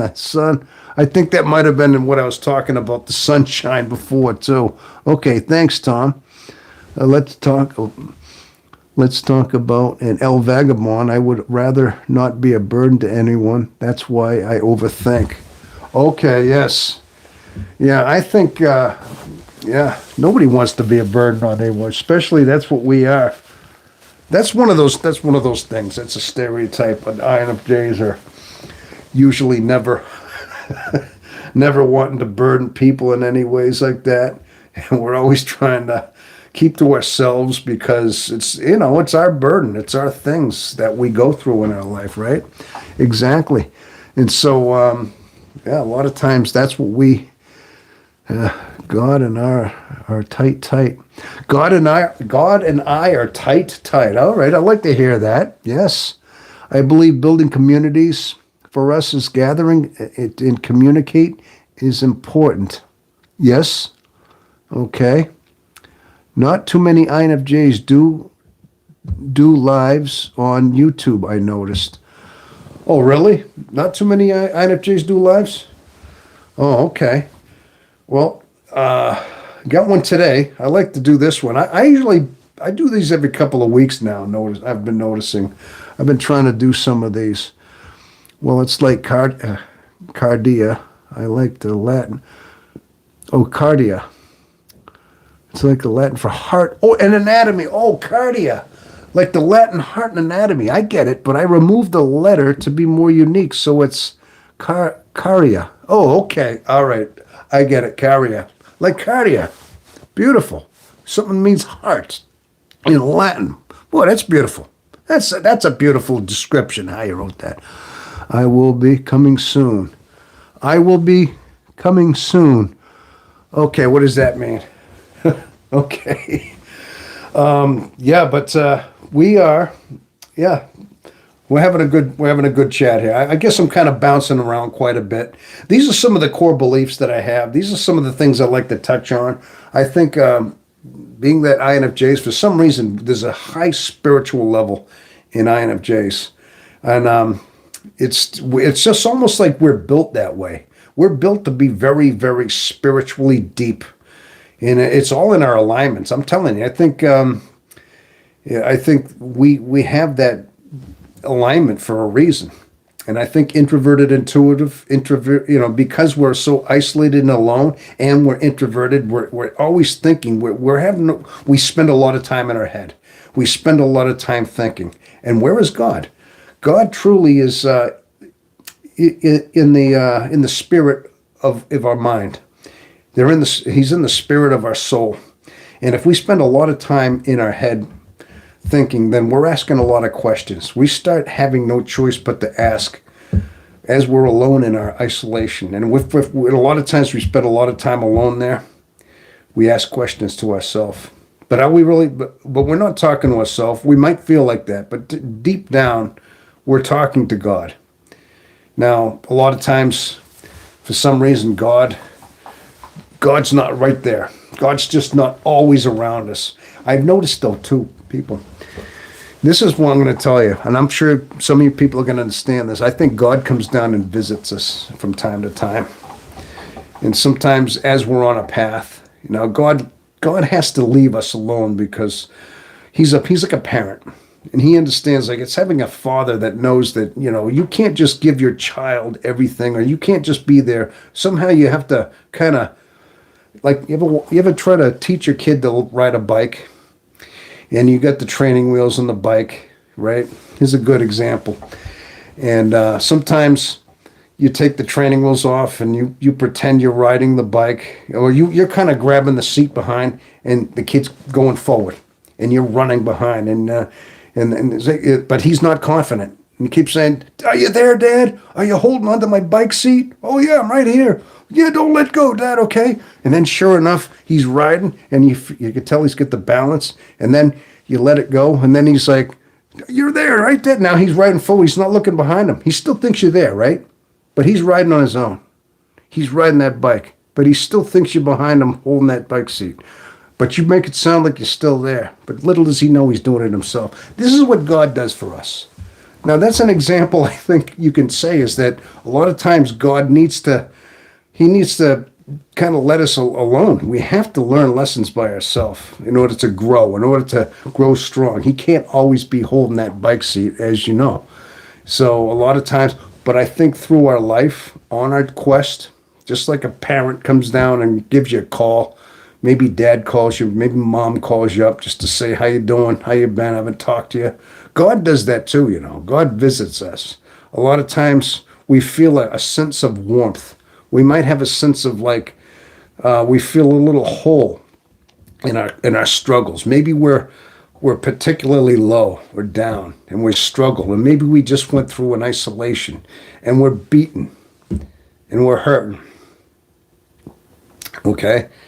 And somehow something happens where you feel a sense of warmth, a sense of completion for a few hours, maybe a day. You might even feel a warm, like a sunshine glowing in your soul, like a beaming light, almost in your psyche. That's God's visit, It's like he knows you're beaten. He knows you're at your wit's end, but he's got to embrace you sometime. All right. Excuse me. I need a drink. I'm getting a little choked up here.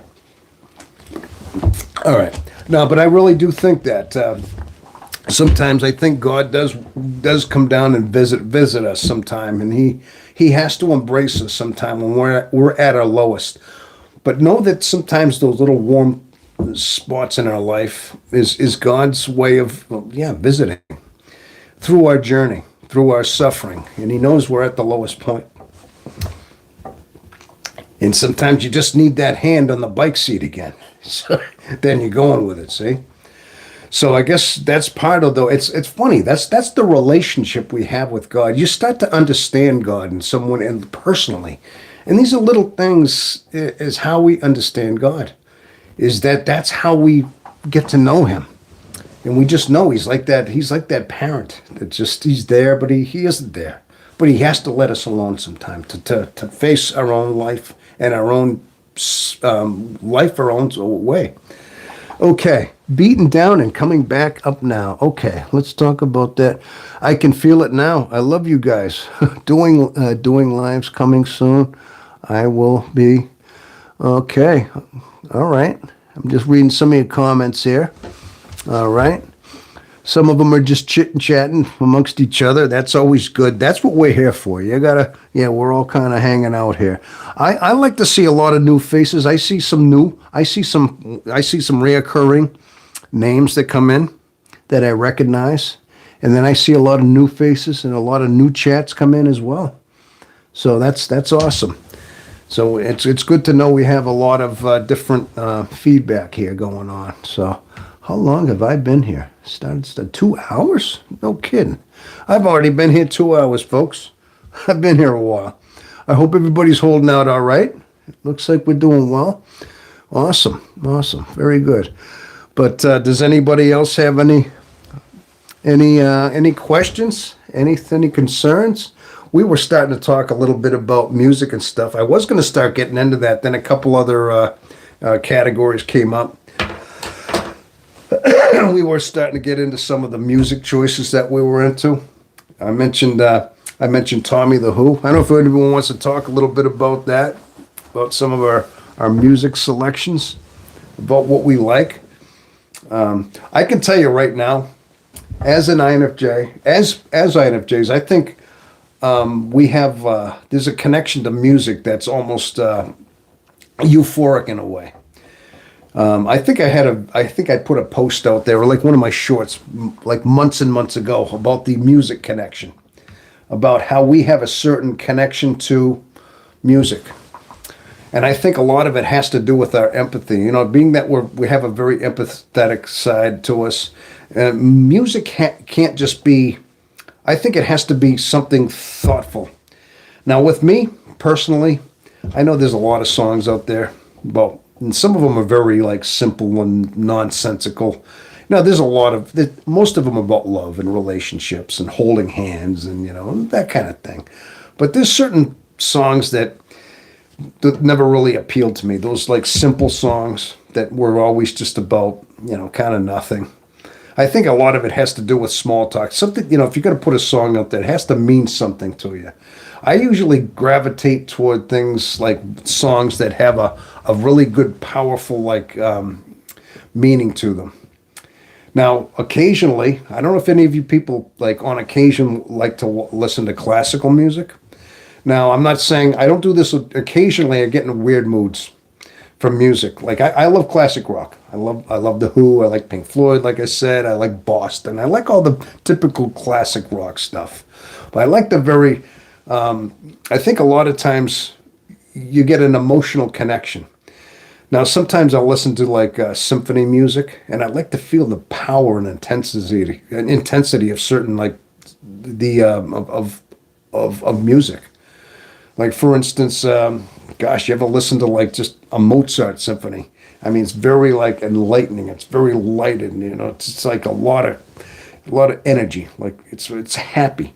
Now you listen to Beethoven. Certain things of him, he's very fiery and very powerful. Now, have you ever heard Wagner? Now, Wagner, if you ever heard, like, Ride of the Valkyrie, now that's one of those very powerful. Have you ever heard Ride of the Valkyrie? That dun dun dun dun dun dun dun dun dun. You ever heard that with headphones? Oh my gosh, you feel like you're on top of the world. Yeah, but I think the thing is that this is one thing I think that INFJs have. There's almost like your empathy starts going into the music especially that you love, and you can actually grab it. I mean, actually, in a sense, pull that whole energy in, that emotion in, and it goes right into you. When you're picking up on the emotion of those vibes. This is some of the experiences I've noticed over the course of my lifetime, is that vibe that we get from music. Like I said, it has to be music that you like. If it's music that's, like I said, nonsensical, it has no effect. To me, it had nothing. But if there is something that has a violent, if there's something that has like something really heartfelt, I've noticed that it really grabs you. Let's see, violin hip hop, no words, has been great lately. It's a YouTube channel, so awesome. Oh, really? So that's a YouTube channel? Violin hip hop? No, is that what they call that? Okay. All right. Violin hip hop then, huh? Yeah, okay. I'll have to look into that. So I'm sure that yeah, that's a good choice there. I've never heard of it. I'm just trying to think of different topics now to talk about. That's all. I was trying to international mood driven. They do an amazing job, huh? Oh, okay. Now these are words I've never heard of. Now, what is their category? Are they, like I said, hip hop and stuff like that, or is it? Angel? They do an amazing job. I know. See, that's one thing. I mean, all of us have a different taste in music, and I think but we're all moved in the same way. A lot of times, we know that feeling is that our empathy is so powerful, and a lot of times, I think we have a way of tapping it, and something that moves us is powerful. Our empathy can actually just reel us in. We pull that emotion from that song right into our song. Sometimes it fills me. I actually pick up the emotion of the music I'm listening to. Now, when I'm in the right mood and I need this charge, I look for certain genres depending on the mood I'm in, and that's what fills me. Like I said, if I'm into like the powerful symphony thing, or like maybe the mellow, or maybe I'll get into like something melancholy, like a Moonlight Sonata. Now I'm not saying I'll listen to all Beethoven stuff, but I'm just saying that now that's a very.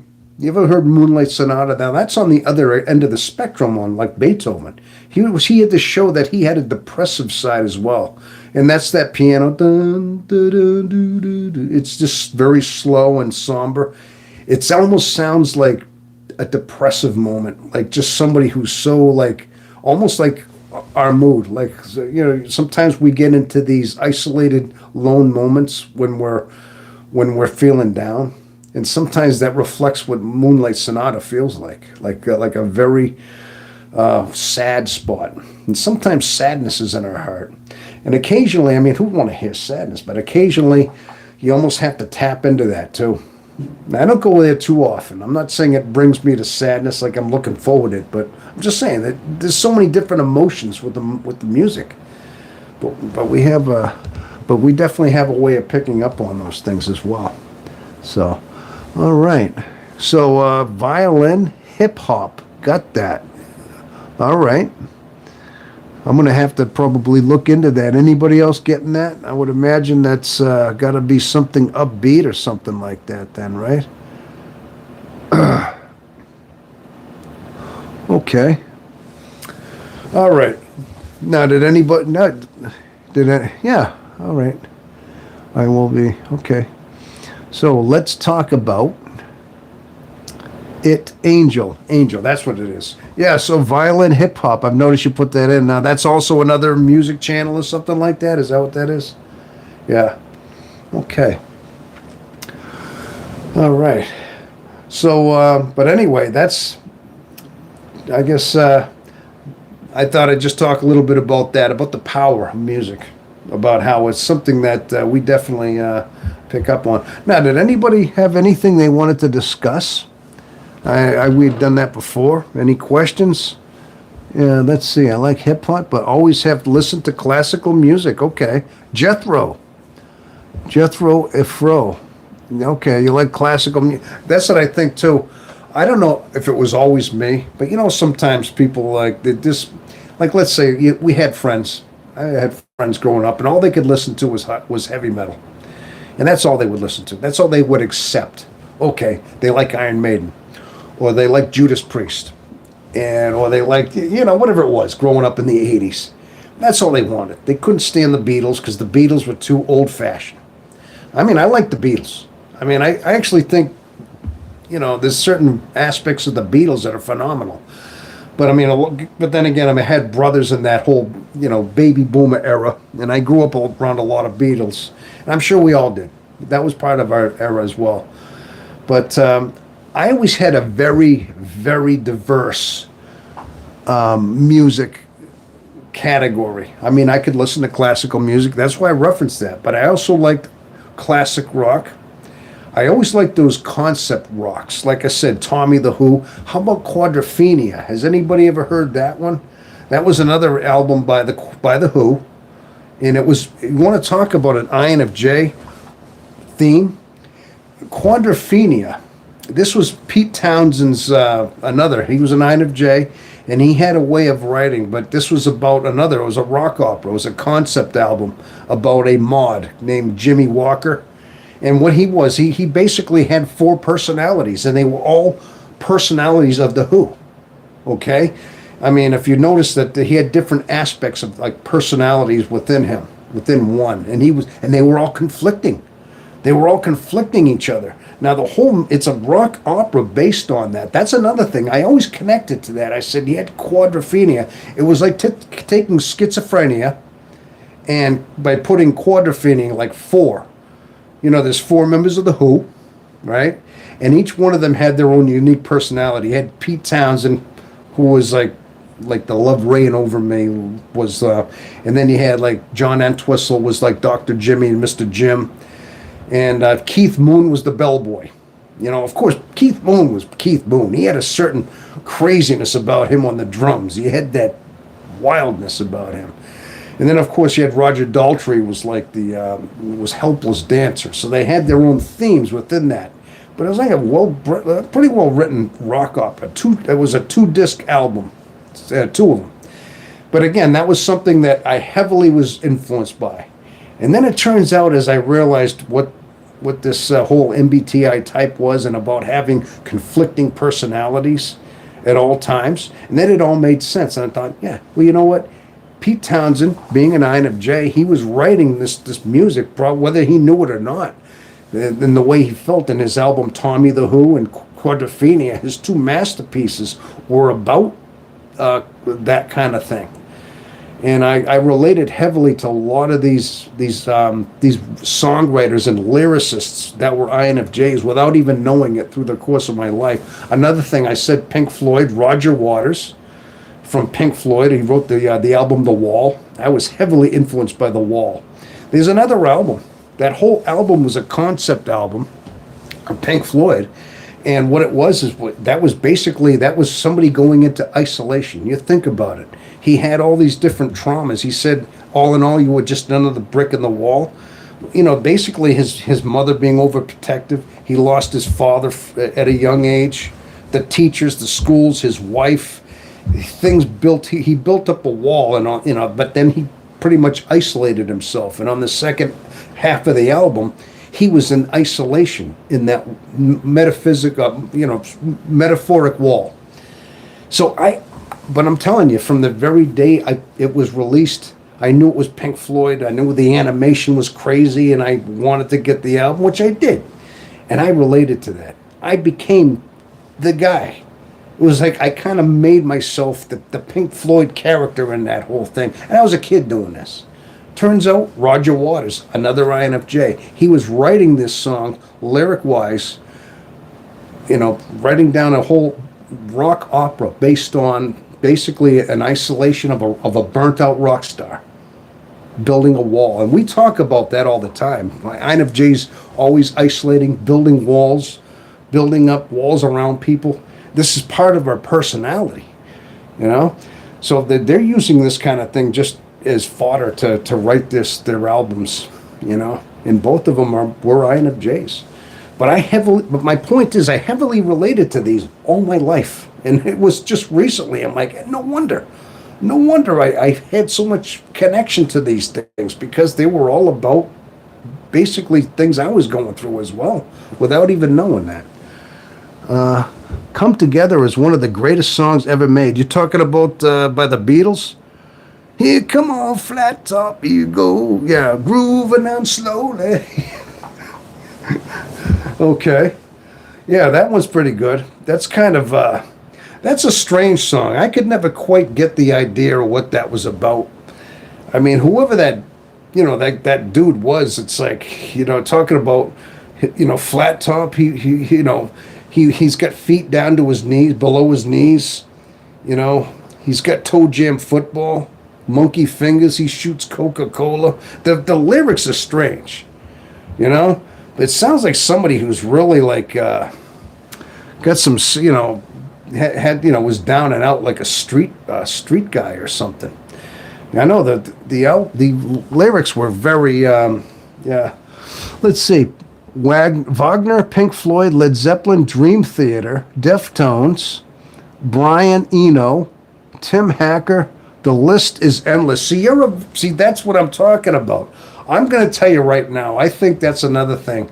If you want to talk about an INFJ and their music choices, I'm going to tell you right now, they have a very, very diverse genre.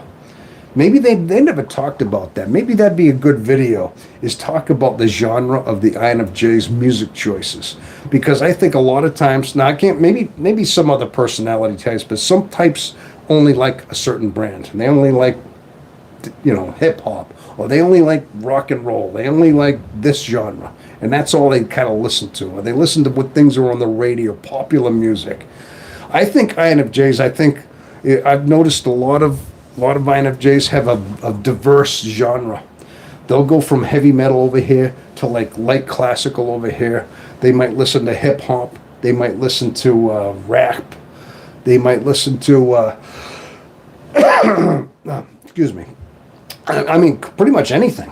Whatever it is that is pulling you in. I mean, I think a lot of it is because we like that intensity of our emotions.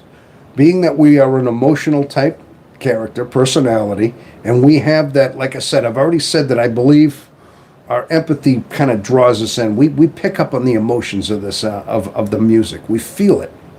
And it, becomes part of us. And that's part of a euphoric experience we can have that's very personable with music.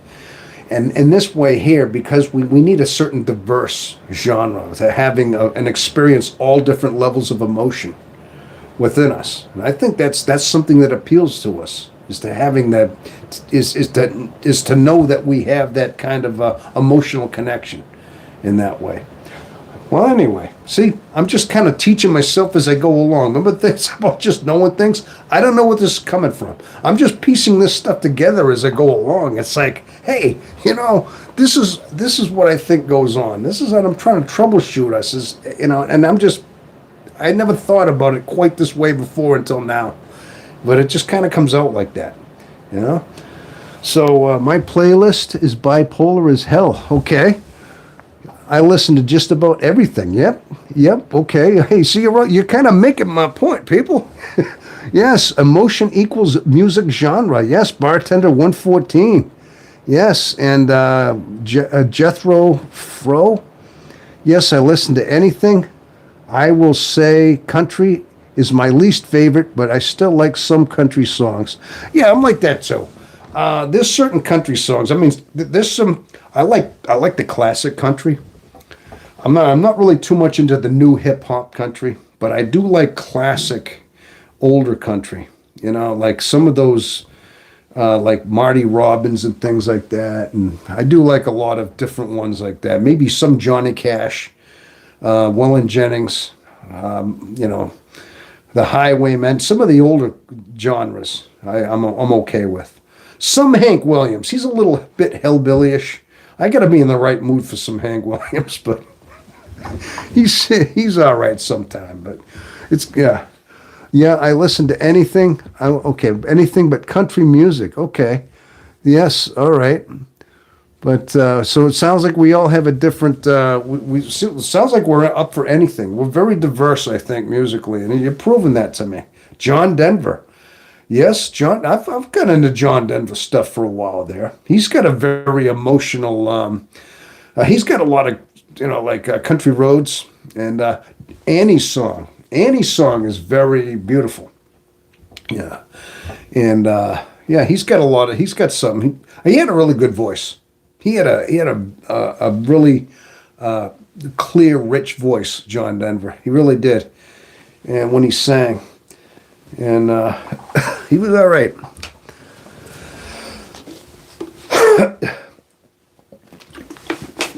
Yeah, but sometimes I really, I went through an era too where I was looking for the craziest music I could find, as far as just like the weird stuff. Like I said, I thought parts of Pink Floyd had a lot of stuff like that. Emerson, Lake and Palmer. Sometimes I get into just the crazy stuff. But then occasionally I like just a good mellow batch of music as well. But yeah, I think that's definitely part of what we like to listen to. There's no doubt about that, huh? So, okay. But anyway, I think we're covering some different topics here, huh? Yeah. But it's good to see a lot of new faces and a lot of new names out there for sure. It really is. Okay. Now, how long have I been doing this? I've been doing this for over 2 hours. Oh, gosh. Yeah, something like that. Yeah. So, everybody, if anybody has a question they'd like to ask about anything, feel free to ask me a question. If any of you watched any of my videos at any point, watched my shorts, I'm just wondering, like, curious to know what exactly you like the most. Maybe you can give me some input as far as like some ideas about some upcoming videos. If you'd like me to say, hey, could you bring up a subject about this or a topic about that that involves us. How did you discover you were an INFJ? Oh, I've been asked that question a few times. Yes, that seems to be a question I get asked a lot. I think a lot of times, okay, I'm going to tell you, right here on YouTube, right here on a YouTube channel. Matter of fact, I just happened to, it was about 4 years ago, I had just gotten separated from my wife, and I started, and I've been divorced now for, well, just a little over 4 years, but it's going to be almost 5 years that we were separated. But a little bit after I got separated from my wife, a few months after, I started watching a little bit more YouTube, just different things. And of course, whatever searches I was putting in there for, I wasn't looking for self-help. I can't remember what searches I was looking for, but a video came up from Wennis. Have you ever heard of Wen's? She's an INFJ, and she has her own channel. She's got the epic life, and I started listening to her. A video came up on an algorithm, and it literally said, why is the INFJ like being on drugs? In other words, when you're with them, they have like, the way they think is their mind is like on drugs, is what it was. And so I listened to it. I said, what's this about? What's an INFJ? So I started watching the video, and I says, wow, I kind of understood what she was saying. I'm like, I didn't know what an INFJ was. I said, what is that? And then she pieced together what it meant. And then I found out MBTI, and then found out about Carl Jung. So I watched a few more videos, and then I started watching a couple more videos, and and things like that. And eventually I just started watching different like AI ones, and I started, some of them were very, very, very accurate. I'm like, oh my gosh, I can't believe it. That's what I am? Is that, you mean? And then it was like, wait a minute, I always thought I was a little bit mentally ill. I really thought I had a slight bit of like mental illness. I couldn't quite identify what it was. I thought I didn't feel crazy. I wasn't crazy. I wasn't insane, but I felt like I had to have some kind of mental illness. I didn't think like anybody else. I thought different. And I thought there was something odd about me, peculiar. I always knew I was. Yes, Wen is awesome. Been listening to, yeah, but she was the first video. And I listened to Wen's, and that was what it was about. And I identified with her with her video, but I did. And then finally I started realizing, I started looking more into the MBTI, and then I took a couple of tests. It wasn't until years later I actually took the test, and I took one of the free ones online, and it turns out, okay, I came up INFJT, turbulent. And then I thought, yeah, I kind of thought so, but it's still like, I still question myself. I'm like, could I really be that?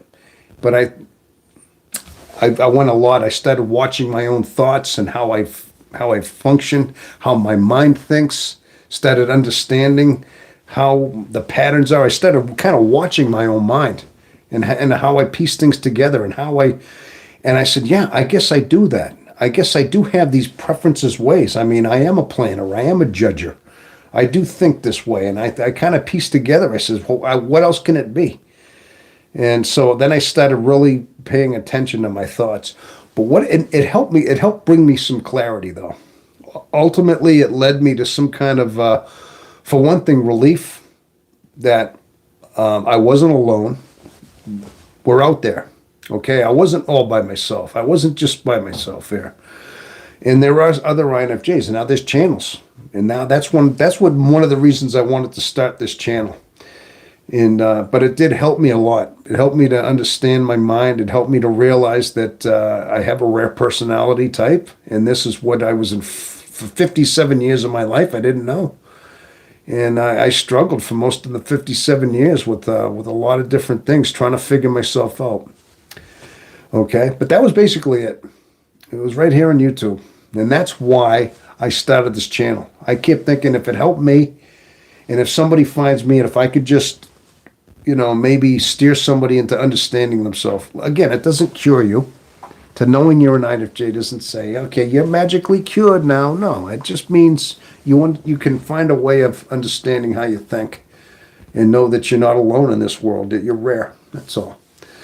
Wenz is awesome. Been listening to her for years. Young and I are tight. Yes, okay. What do you think about What do you think about INFJs being so emotional but so logical? Well, it's just that's the depth of who we are, is that we are both. We have a lot of different, that's just what makes us so unique, is that we are so have such polar aspects about our personality. That just makes us unique, is that we think about it logically and look at it rationally as we can, but also have a way of looking at it in an emotional way. I mean, it's just a unique way of looking at everything from every aspect, from every possible idea of it. It's like overthinking. It's a way of just being thorough in how we analyze things and how we want to decipher things in our life. Yeah, it's just the way we're built. Yeah. Now, funny thing is, now that I steered in that, back when I was married for 20 years, and I was married from 2001 to like 2021. Okay, 20 years. But I'd say the last maybe 8 years of my life, especially, things weren't going too well between me and my wife. I had a son. I have a son too. And a lot of times, but I remember her saying, she made a reference one time, and I was just thinking about this, how she said that I should be studied. She made a comment that I ought to be studied. And I said, what do you mean? And she said, because of the way you think. And she was looking at me real puzzled, because of course she was my wife, and she understood where I was coming from. Obviously, the way I would speak about things and rationalize things is so unconventional. But the way she said I should be studied, like, you mean like scientists should take me and sit me down because I'm like this rare specimen that needs to be observed. And she said that, like my mind, the way I think. And then I thought years later, after I found out the INFJ thing that we got, I thought, that's what you meant, okay? It's like such an abstract, it's such a bizarre way of thinking, of processing a mind. It's to other people. It's like something that should be studied, like something of something out of abnormal, like something a specimen. But I remember her saying that once. Before I found out I was an INFJ, I listened to the different personality types, picked which one I thought I was, then took tests and found out for sure. I've been so aware of myself, and I was right even though. Yeah, okay. So you pretty much, you looked at all the other types, you kind of narrowed it down into what you thought was you. I kind of did that too. I wasn't sure. I almost thought I was an INFJ. Why, are you not one, Jethro? Or are you, yep, you are or aren't? You say you almost did? Are you a different type? I'm not sure what you mean by that. What I did was I would also narrow things down. I would start looking at other videos. Like I would look at the INTJ or the INFP or the INFJ. The other ones that were close. And then I thought, well, maybe it's an ISTJ. And I was starting to look at all these different ones and try to get some of the, and I thought, oh, you thought you were an INTJ. Okay. Well, they're very close. Very, very close. That's some of the closest. They're both dominant, introverted intuitives and all that. But I did the same thing. I narrowed it down, and I didn't sound like any of the other personality types. And I'd listened to. I said, "No, that doesn't sound like me. I sound more like this INFJ type. That sounds more like me." And so yeah, then I just that's how I just kind of narrowed it and just figured out, well, that's got to be more like it. And like I said, I did tests anyway, and I finally took the test, and it confirmed that I was that. Yeah, this is the second time in life the MBTI is coming around, almost. Okay, let's start. This is the second time my MBTI is coming around. The second time in your life, the MBTI is coming around. I'm not sure what you mean exactly. So there was a first time, and this is the second time. I was too young to understand the results the first time. Okay. Yeah, I took the test again not too long ago. Came out as an INTJ. Okay. But I am an INFJ for sure. One time I did take a test, and I came up INTJ as well. I did that once.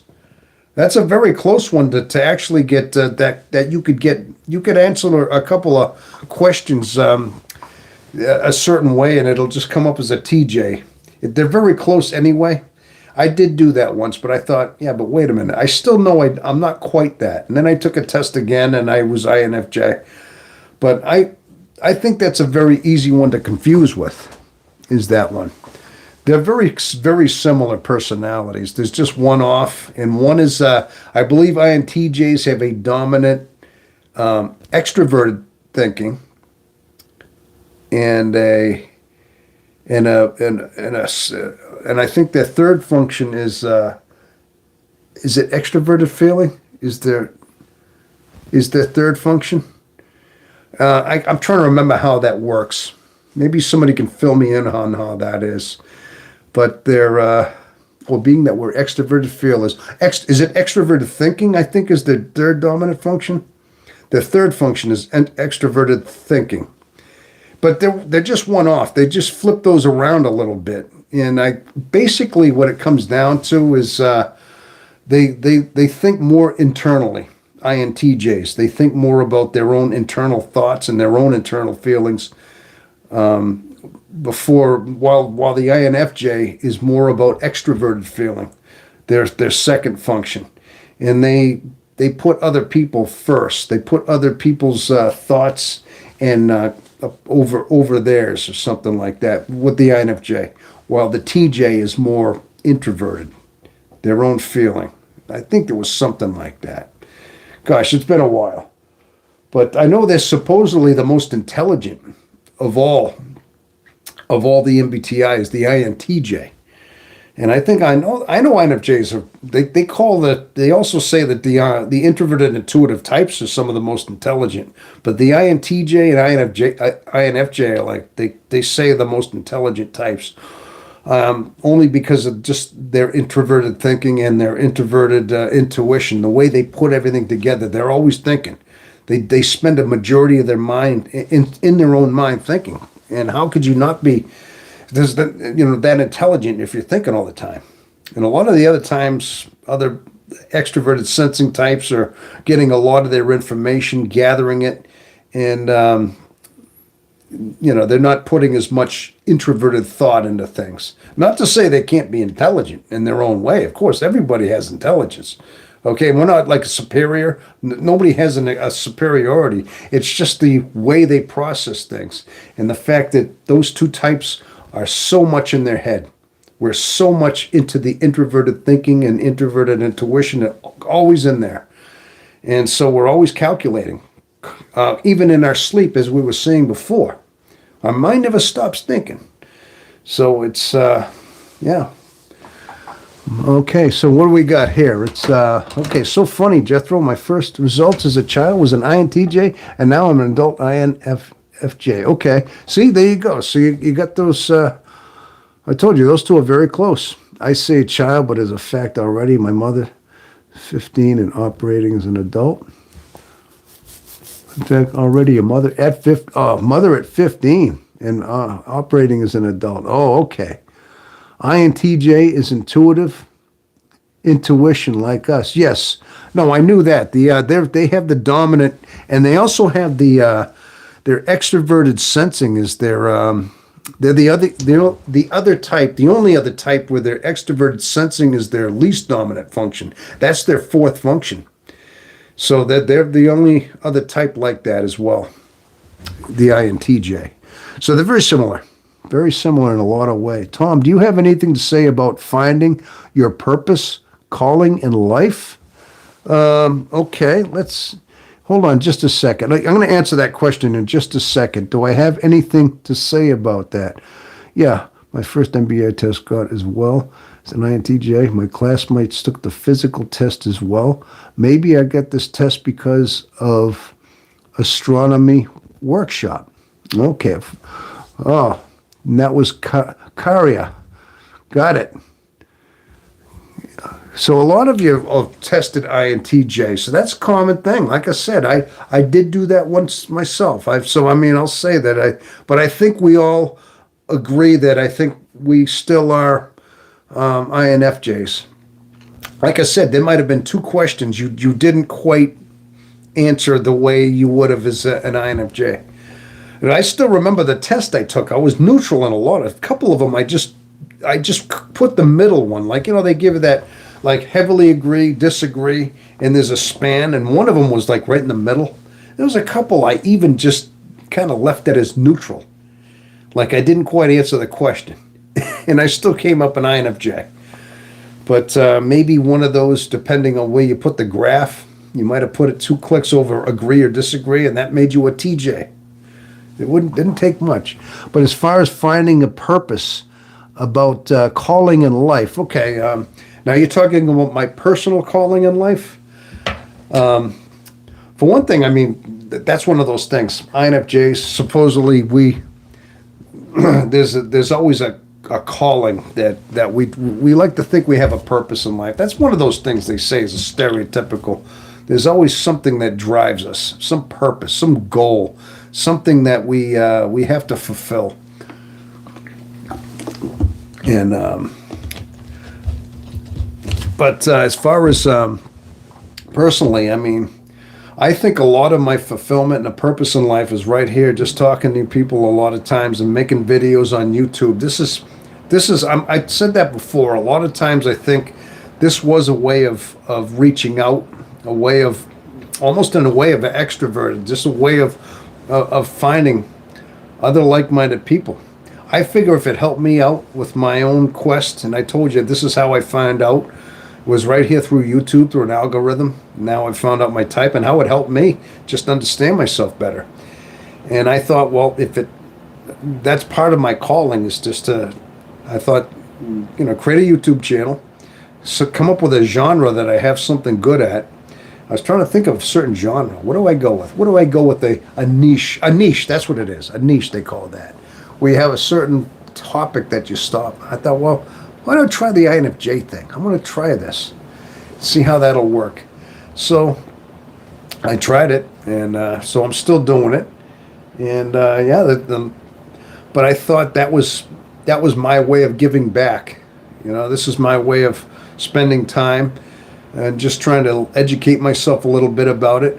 Now, I don't know everything. I've never studied every MBTI book. I mean, I know that a lot of people do. Maybe they read Carl Jung's works. I mean, top to bottom. I mean, I'd like to do that someday. I just haven't. I mean, learn all about the Carl Jung psychology and all about MBTI and know all the different characteristics and how it exactly works. Now, I'm not totally fluent on that. But what I do have is a lifetime of experience of going through trials and errors with this personality. And just knowing the struggles I've had through my life. And I've had a lot of them. And I'm going to say I'm sure we all have people. I'm not saying I'm exclusive. We all have had difficult lives. I think we had very turbulent, very trying lives in our life. And I know we have. Because you're all in this audience. And we're all in it. And this personality, as conflicting as it is, it's just part of who we are. And so that's all I speak on. I speak on my trials and errors and everything I've learned along the way through my life. and a lot of my own experiences and how they've affected me. And that's basically what I got. Okay? I mean, I do know enough about MBTI just to know that I know enough about it, but a lot of it's from me and how I think and how I process things, and it's my experiences, and this is what I base a lot of who I am on. And I think I'm at a point now. Gosh, I'm at a certain age now where I survived my life this long, and I came out of it pretty good. I'm still very coherent. I'm sane. I think I have a good rational brain still. I'm not, and I still have relatively good health. So I thought I'm going to give back to the world as much as I can. So this will be my contribution for finding some kind of a purpose. Is just to be right here on this channel. I hope that answered your question, Vagabond. Yeah. So, okay, our experiences matter. Thank you for sharing yours. Okay, you're absolutely, you're welcome, of course. There was no reason for it to pop in, none. I've even ignored it a couple of days, but in message receive, I retook the test and here we are. Okay. Yeah, see, something doesn't sit well with you. You might take a test and find out, oh, you're this type. Then you start looking into that type, and you say, yeah, but that's not quite me. Wait, I still sound more like the INFJ.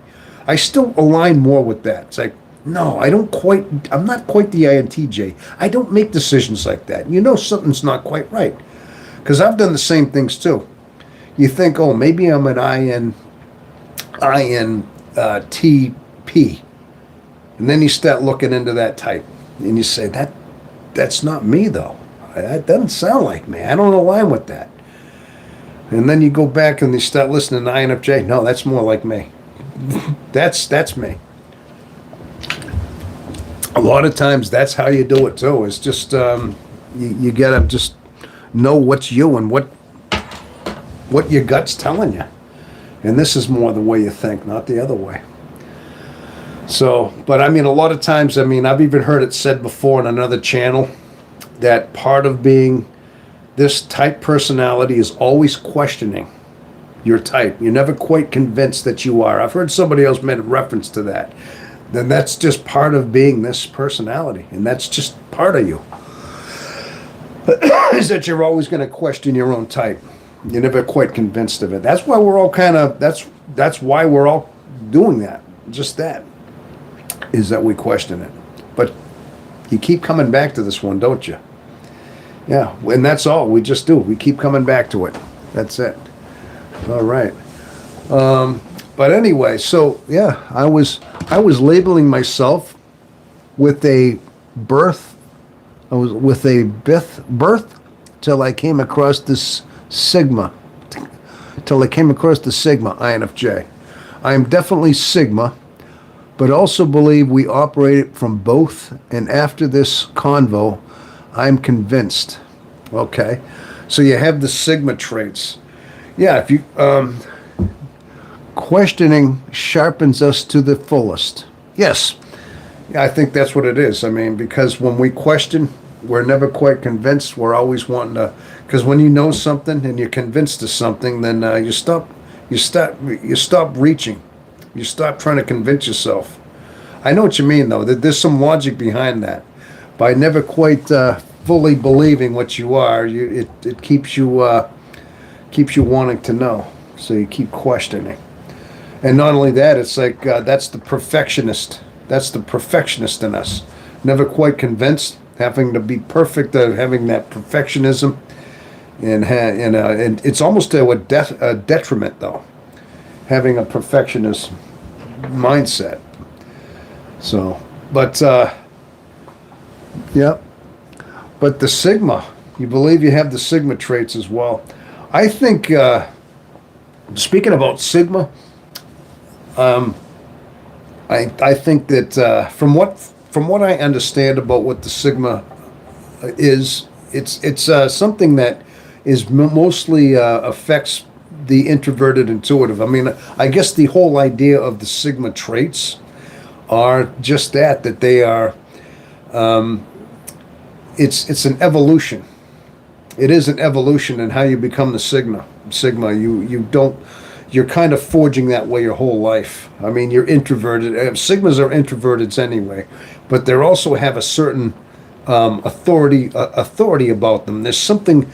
There's an aura about a Sigma that emanates from their experiences, but they emanate it in a certain way that's just forged from who they are. And being that they're empathetic, they have a certain energy that they project out.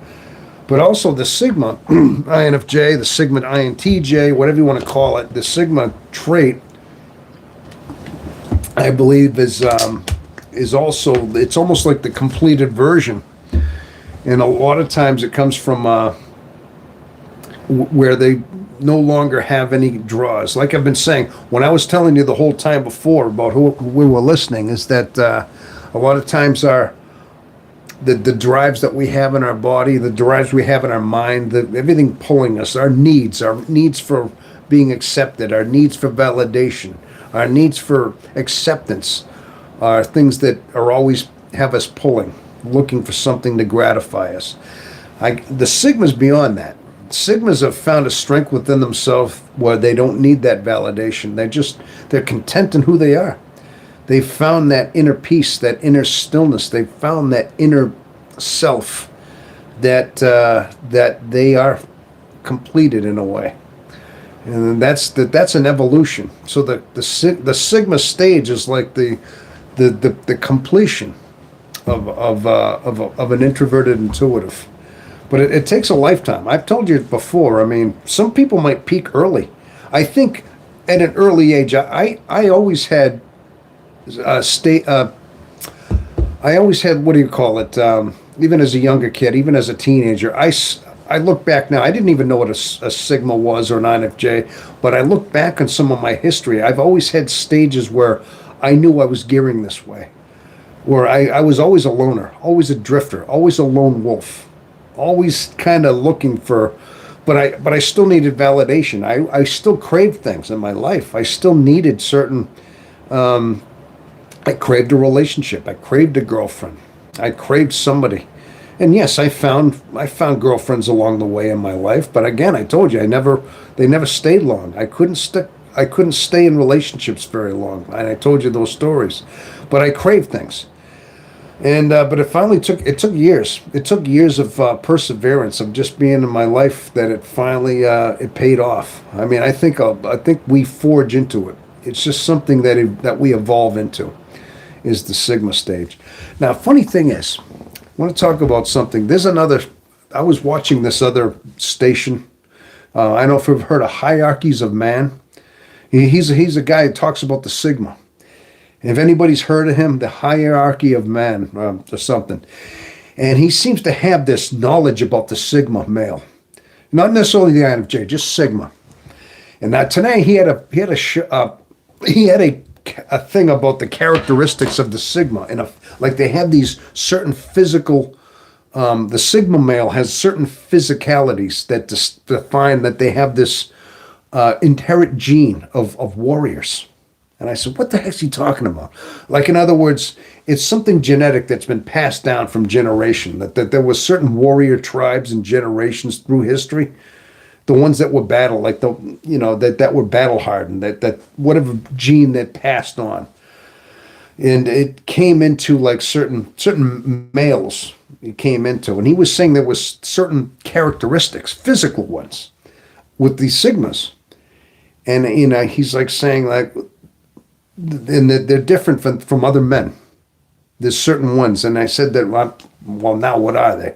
I'm thinking, what are they? Certain birthmarks or certain birth? No, it's not that. He said the first one was having defined knuckles, like having certain ridges on your knuckles, like defined knuckles. I mean, they're not smooth and rounded like other men. They're certain, and a certain sizable hand that's larger, out of proportion, like larger, like so that you could be a battle hardened, like having just a. And I'm like. This is something that blew my mind. I'm like, come on, now there's certain characteristics, physical ones. And then he said, now they have a certain hairline, a certain like widow's peak, a certain way in the temple or something like that. And the way the there's a certain, then they said that was another characteristic, a certain hairline, certain temple way it is. And I thought, well, I don't know if I have that. I mean, gosh, I got all my hair. I mean, this is more my real hair. This is just what I got. I never lose my hair. It doesn't fall out. And then he's saying something, and then there was a certain shape of the jaw, a certain squareness in like the cheeks in the jaw, having a certain shape. Now, if you ever get a chance, check him out. Hierarchies of Men. He's talking about this. It's a fairly new one there.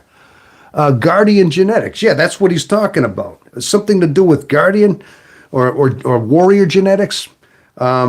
Let's talk about it, Angel. You're a super loner. Yeah. Ancient warrior gene. That's another thing. So you know what I'm talking about. Now, this is something I've never heard of until recently. And also something about the eyes.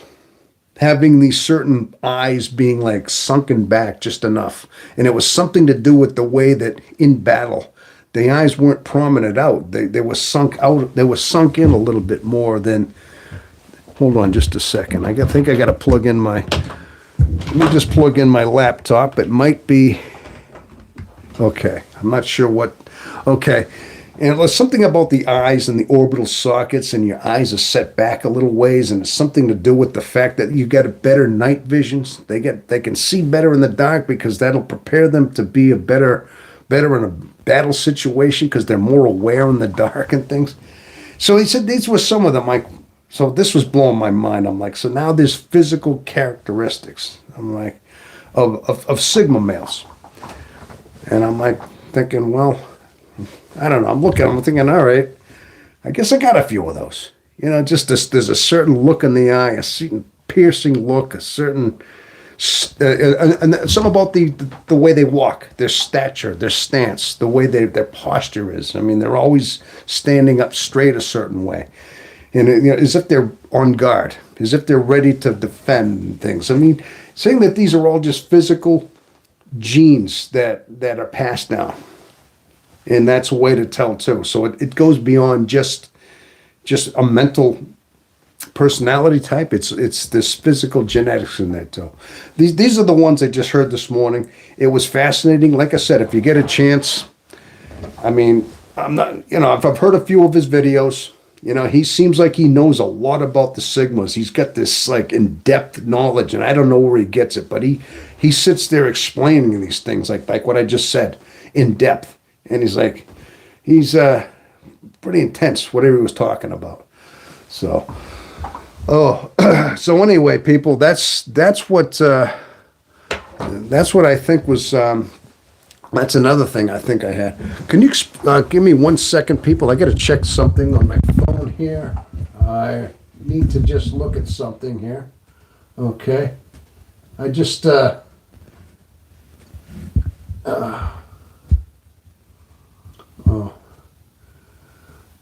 well, okay. Okay, I have 9 watching. Okay.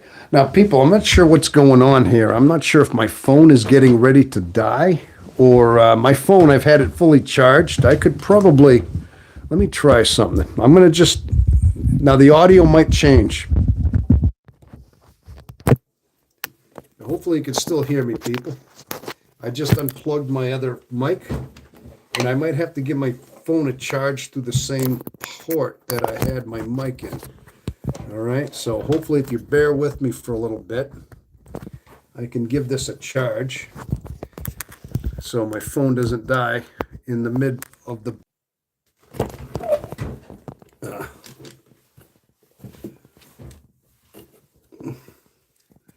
Do forgive me, people. I had a little bit of a technical glitch there.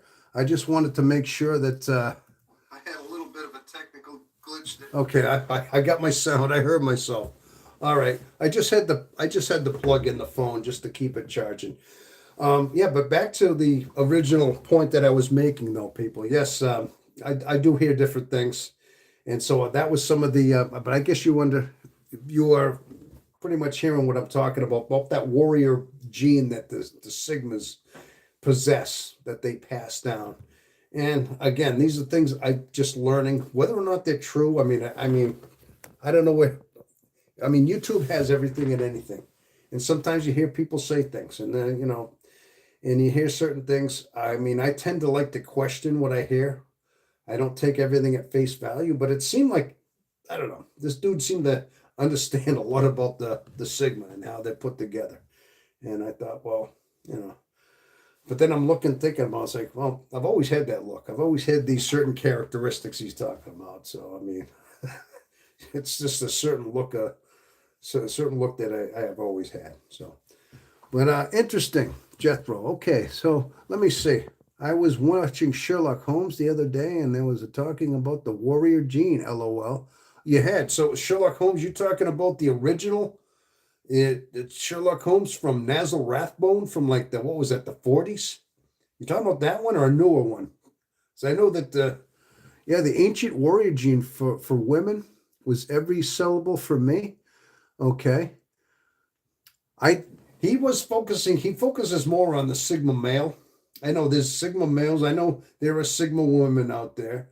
And so are you saying that there is a woman, a female version for the ancient warrior gene for women as well? I mean, I know that he was talking about the male being that. I know certain women, I mean, I'm sure there's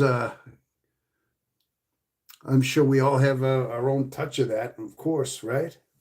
I question everything, then question it again twice. A land on what resonates. Yes, female version of a warrior gene. Okay. All right.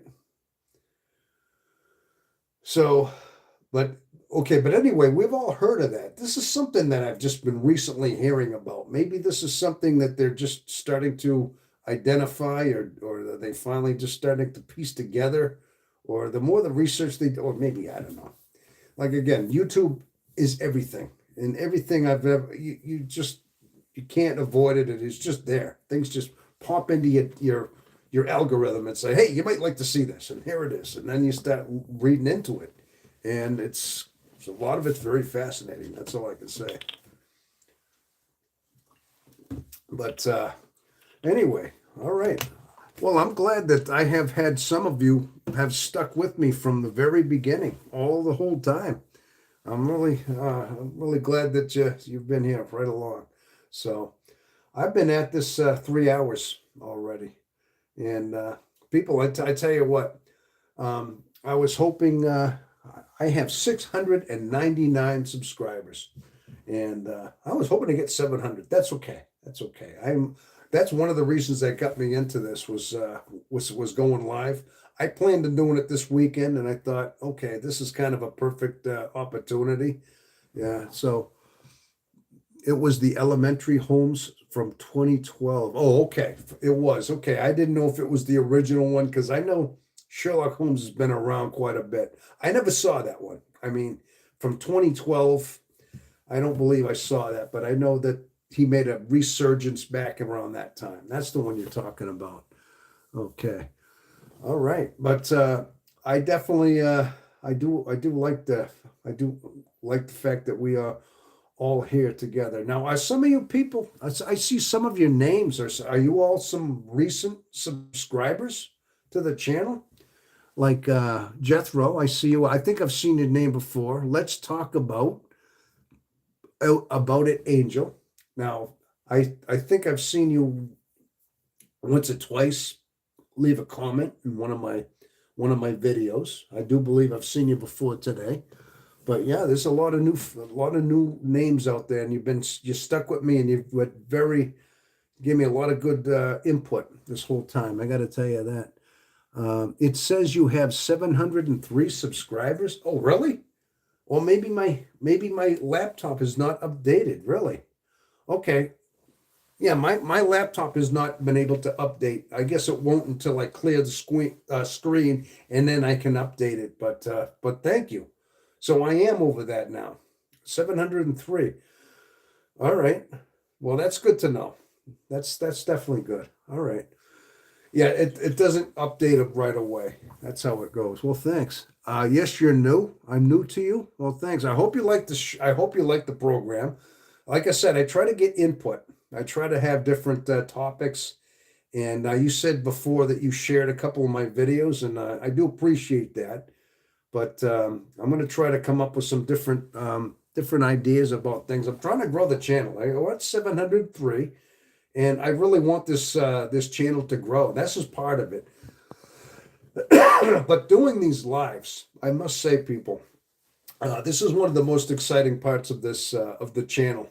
I mean, making videos. I do enjoy making a video, like trying to come up with an idea. But just being on just doing these live chats again is very enriching. Just to hang out, just to know we're out there, and that we're all kind of, we have some place to go.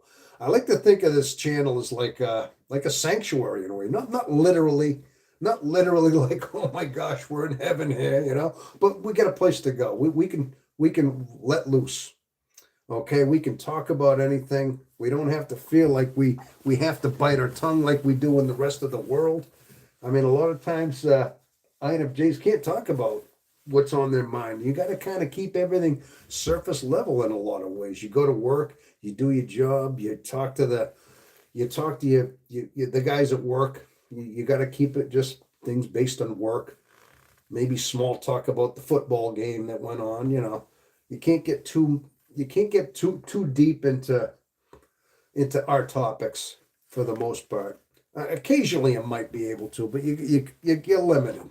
But this place here, I mean, we could talk a little bit about everything. But the thing is, we all have this in common too. See, that's one thing that bonds us together as INFJs is we come from many diverse backgrounds, many diverse. Uh, yes, we're in this together. Yes, of course, Karia. Yes. Like I said, there's a prime example. She's from the Philippines. Philippines, halfway around the world. And we're from everywhere around the world, but we have one common thread and we have a certain, we identify. It's almost like, gosh, we connect in a way because we know we're similar. We have that one thread in common. We have that similar interest. We all have a certain spirit, and we have a certain spirit that guides us. I think a lot of it has to do with a spiritual drive as well. We testify to each other's, um, core as far as like who we are. We all have a spiritual drive. We all have a spiritual quest within ourselves. And not only that, I mean, a thirst for understanding ourselves. This is the fundamental thing I think we all have in common that lynches us more than anything is the fact that we want to know each other. We want to know our own minds. We spent so much of our life, so much of it trying to figure ourselves out, trying to piece together exactly what we're all about. And finally, there's other people doing the same thing. We're not alone. This is the beauty of it. We thought we were alone our whole life, never found anybody like us. All of a sudden, we're all out here. Now we're together and we're seeing, so we got this place to go. And that's the beauty of it. That's the fundamental behind it. Okay. Yes, we're in this together. Yes, being live is rare for us INFJs. Now, you really think so? Well, I would imagine some do that. I know there's a few different uh, INFJ channels. I told you there's Wen's. Wennis is out there, and I think she does like this boot camp thing once a month. She does things, but she sells her courses and she has posters. I mean, she made a business out of her whole her whole like INFJ thing. She's like an INFJ coach and things. I think she does different lives too. I mean, I don't follow her very closely like I used to. I mean, I kind of watched her a little more early on, and but she talks a lot about how you get along with people. About how do you deal with narcissists and things.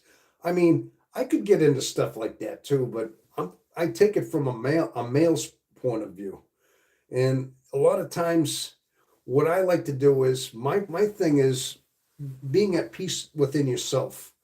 I mean, there's a lot of times, how do you interact with people? How do you like set your boss down and make sure your boss doesn't take advantage of you? How do you make sure somebody at work isn't kind of, a narcissist isn't gonna, ruin your day kind of thing. Now, a lot of times I hear some of these talk about how we relate to others. Now, I think a lot of us do that on a day-to-day basis. We have no choice but to. But I think maybe some of us have problems in dealing with certain people. And yes, we are attracted. Narcissists seem to be drawn to an INFJ. But I'm going to tell you right now, I think that they are drawn to a inexperienced INFJ, one that has not figured themselves out, one that is still wishy-washy. Not wishy-washy, but one that is still lacking experience and depth in who they are. They will gravitate to somebody. When early on in my life,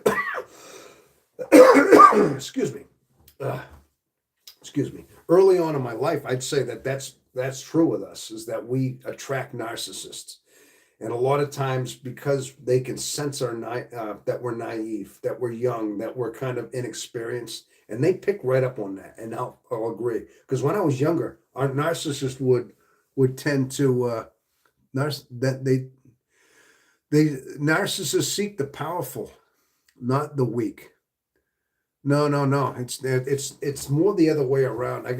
I think from my own experiences, as narcissists will gravitate toward, they go after a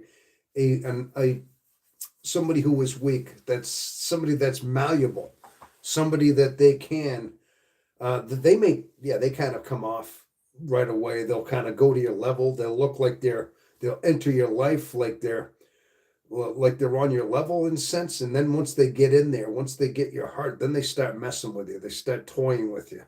I had a girlfriend back when I was, back about 30 years ago. And back when I was a young man and I started dating a girl, and she was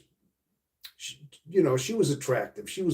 But she came in and she was a certain way, but then she started toying and playing games and using little ultimatums and things like that. I could see she kind of got herself in such a way. And then she started playing games with me.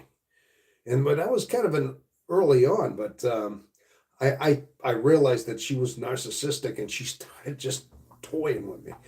But I think as we get older, I think narcissists, at some point, as you become the Sigma, especially as you evolve into a more experienced INFJ that has figured themselves out, is more secure within themselves, narcissists are basically repelled. They won't bother you at this point. From my own experience, I'm going to tell you, from my standpoint, the older I got, the more experienced, the more chiseled I got within my own self, the more they weren't going to mess with you. I think as you're early on, they will have more of an apt to want to pick on you more when you are younger and more naive about yourself.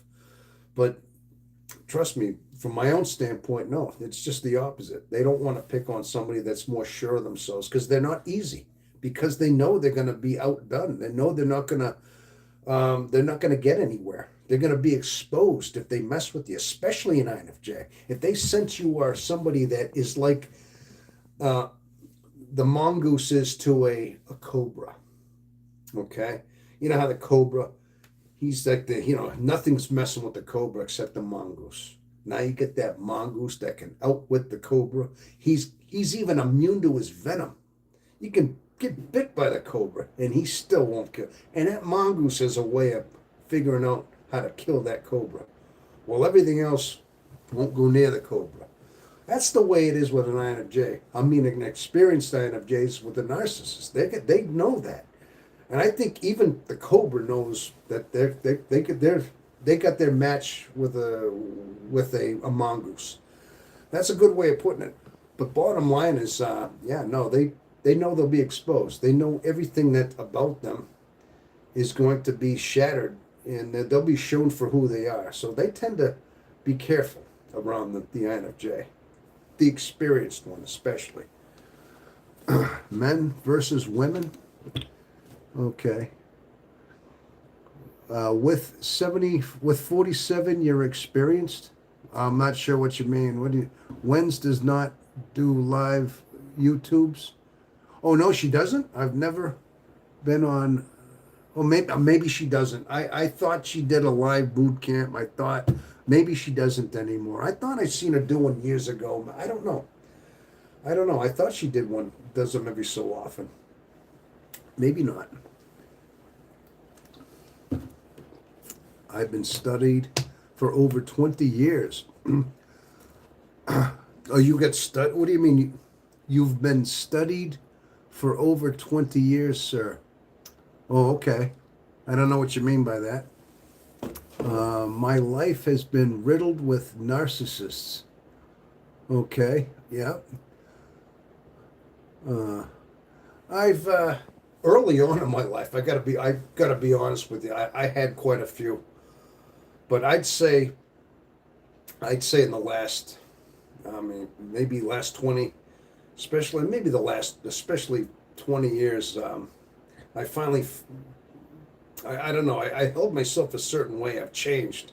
Something just in me changed, and I recognized and I knew how to deal with people way better.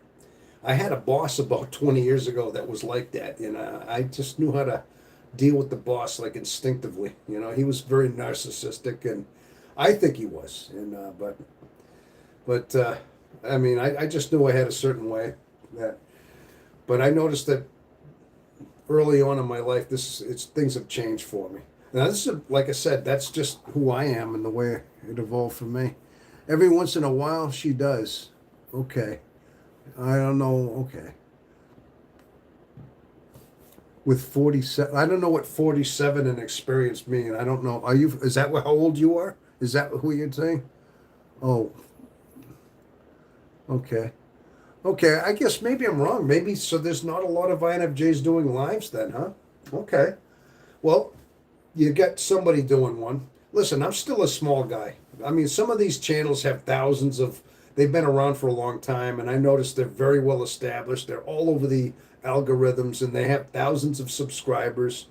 And I'm still a young. I'm still new at this. I only got a few hundred. I've been doing this for about 7 months.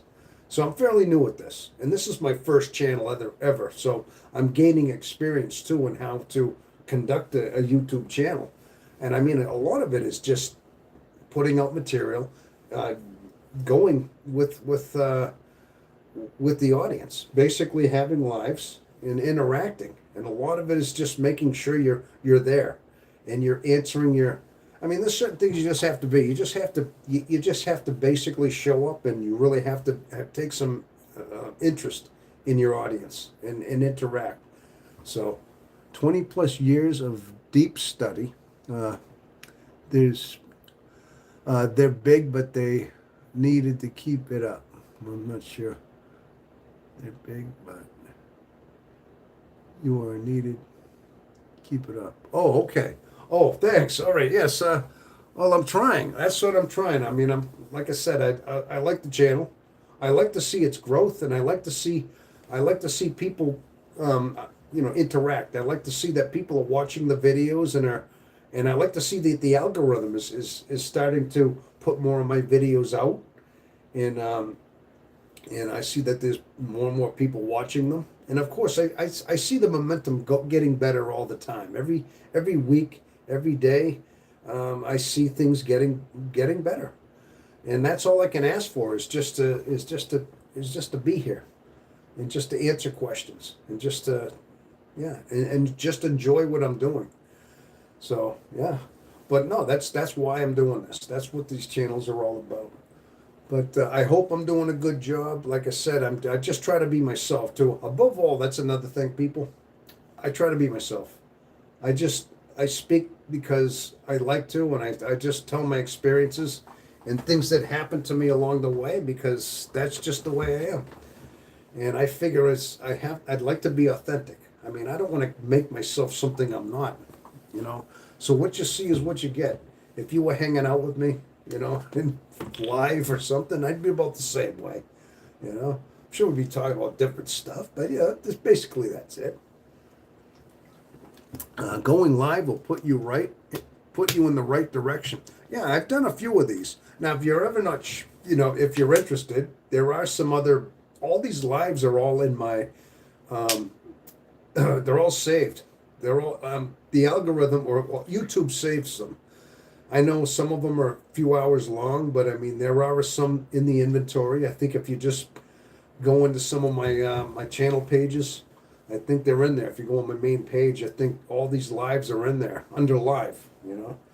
But I think I've already been live about 10 times. I've done the first one I did was about a month after I started the channel. After I think it was my first 100 subscribers. Every 100 I figure are milestones for me. And so I figure every 100 or so I would do another live one. And this one was coming up is going into the 700. And like I said, mine still says 699, but somebody told me that it's up to 703 now. I just haven't updated it yet. But that's why I do that. I just like to do it every 100 or so subscribers. Now, of course, after you're into the 1,000 mark, you go into a different category again. The algorithm picks it up different, and then of course, then they could monetize you. But then it's all based on hours of being watch time and things like that. And still, there's a lot of still got a few hours of that. Everybody told me that usually it takes about almost a year to get your first 1,000, especially these early channels.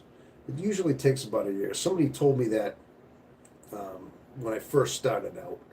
It took them about a year. And I thought, well, it's taken me about 7 months to get 700 subscribers. So yeah, that's about right. But the thing is, it's like seeing that progress and just seeing new people out there, and that's what really inspires me the most of doing this. You're not wrong. And then, oh, okay, I'm going to catch up. Let me catch up on what we're talking about here. Okay. Every once in a while she does. They're big, but okay. 20 plus years of deep study. Okay. 20 plus years of deep study. Okay. Now, is that personal, like your own thing, or I'm not sure what you mean by that?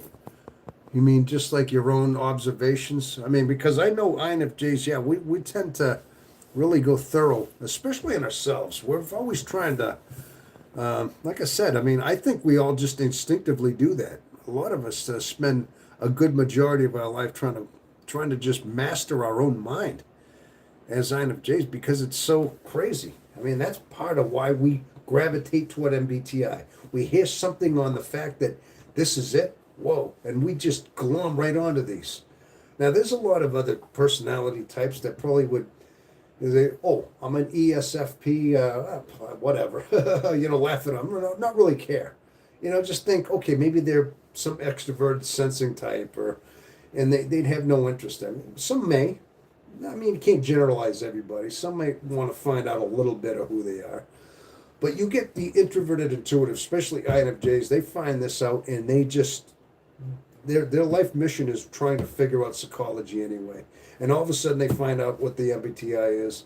And for some reason, INFJs are drawn to these channels, these stations, because we need to find out. We want nothing more than to understand ourselves. So you get somebody who's talking like this on these channels trying to describe it. Yeah, and this is why I think INFJs get the most out of MBTI, by no doubt. So, and I clearly can't wait to talk about it. Oh, it's coming up. Fired back on Monday. Oh, all right. You're not wrong then. There's more. There's always more. Okay. Individuals from adapting INFJs toward the integrated INFJ changes your relationships with others. Narcissists become scared of you because they see you. Oh, then they live. Oh, hey, that's an interesting one. Art by the OBSY. Individuals from adaptive INFJs toward the integrated INFJs changes your relationships with others. Narcissists become scared of you because you see them like they lie, like they live, like they're live. Okay, yeah, I guess, so you put it, so you're talking about the adaptive INFJ toward the integrated INFJ. So there's a different couple of, I'm trying to figure out, I think I've heard those terms used before. I never used them myself, but adaptive toward integrated. I'm just going to basically take it and what the words mean. Adaptive is one that an INFJ that adapts, that just kind of almost like a chameleon adapts to their surrounding. They kind of change color, and that's an adaptive one. While an integrated one is one that more or less their energies change their environment. They kind of project out and change. Is that basically what you mean by integrated? This is the way I would interpret what that means, because there is a changing of the guard inside an INFJ that goes from being more adaptive, trying to kind of keep the peace around them by you know not ruffling the feathers of people around them. Early on in our life, I think that's how we were adaptive, if that's what you mean. We try to keep the peace, try to keep things mellow, not try to infuriate. While the integrated one is more like setting the tone. If that's what you mean, I'm just guessing that's what you're talking about. And the setting the tone one is the one that the narcissist would be afraid of. They would not want to mess with that one because they know that they would be put in their place. They would be told, you can't do that here. Okay, this is one that's I think I can see that. They're young terms. Okay, I figured that's probably what that is. See, I got to really study up more on Jung. You people, obviously, a lot of you INFJs probably know a lot more young terms than I do. I probably should get more into reading up more. Eventually, I'm going to have to do that. I mean, if I'm going to be doing this here, I probably should have a little more of my knowledge together a little bit. But I'm going to gather that's probably what it is. I do know that. Okay. INFJ mirroring is a superpower to keep narcissist people away. Yep. Let's remember Jung's time versus ours. We evolved. There's more now. Okay. He's my homie. Yeah. Message retracted. Oh, somebody retracted a message, huh? Okay. I thought that was a good message. Whatever you said, but unless, okay, maybe it was a different one. Maybe you didn't like, okay, all right. All right. That's okay. Jung is a very detailed and pretty accurate for being old material. Well, he set the trend. He's the one who came up with the MBTI. He's the one who broke down all the alignments of all the 16 types. Well, actually, I think the Myers-Briggs put it into 16, but he broke down into the 4 different categories of functions. I know that. But he also studied in depthly about the introverted intuitives. There's some videos on how deep that he gets into the collective conscious and things like that. And he was deep. I'm telling you. I'm surprised. He was in a way, I think, because a lot of the psychology world at the time was more in the idea of the Sigmund Freud. Now, Sigmund Freud came up with some ideas, but I think Carl Jung had he went deeper than Sigmund Freud could. I mean, Sigmund Freud was he had some good points, obviously, but he was a little more on the surface. It's almost like Sigmund Freud was playing checkers while Carl Jung was playing like 4D chess almost. I mean, he was deep in so many ways. And I think now that you kind of pan out the two and look at the differences, man, Carl Jung was way ahead of his time for his for what he had, no doubt. Yeah, Myers-Briggs women are a big part of it. Yeah, that's right. The Myers-Briggs wasn't it like a mother and daughter, the Myers-Briggs, and they kind of broke down what Carl Jung put down, and then he came out with like 8 different combinations between the personalities. But Myers-Briggs added it to 16. They broke down the whole combination of the functions into 16. That's the way I read it. And they did that back in was it the 50s or like the 70s? It was within the last probably like maybe the last 50 or 60 years that they actually broke that all down. It's all fairly new.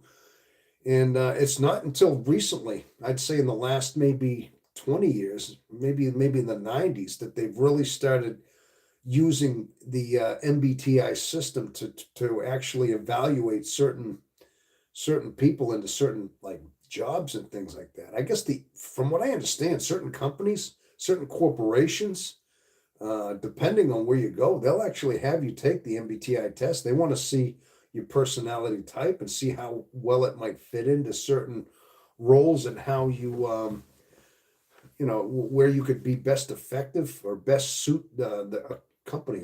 Like I said, FBI. I think a lot of governments, a lot of the federal governments do things like that now.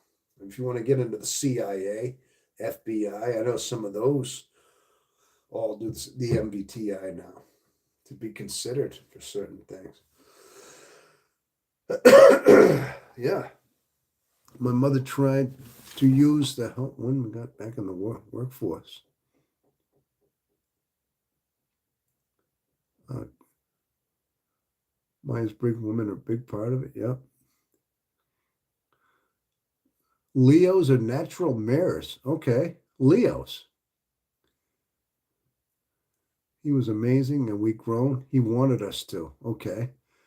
Yeah, the Myers-Briggs women are a big part of it. Yeah, he speaks my language literally. Says the same thing I do long before he knew who he was. I like listening to myself. To huge degree. They brought Jung's works together. Yes, that's right. The Myers-Briggs did that. The mother tried to use it to help women get back into the workforce. Let's I believe this is where our astrology came into play. The differences in energy behind the INFJ personality. Okay. And let's see, Jung's typology is where MBTI came from. Yes, right. It's all that's where it all stemmed from, was Carl Jung, exactly. Yeah. Well, that's why I say he was very deep. But you got to figure. I mean, gosh, these personality types. I mean, they boiled them down to 16. Sometimes I wonder. I mean, that's basically what they found was the 16. Now, there's not more than that. I guess 16 is enough. But I mean, that just doesn't mean that everybody that has a certain personality is exactly the same. Obviously, there's many different variations of the personalities as well, depending on the 16 as well. I mean, gosh, I'm not anything like, I don't have the same beliefs as anybody here. I mean, we all have different variations. It's just that we just have the way we cognitively piece together our thought processes is all in a certain way, a certain alignment is the way we do things. That's basically what that means. So, all right. Well, I got to tell you something, people. I'm going to have to, as much as I wish I could keep doing this, I'm going to have to wrap this up pretty soon. I really do.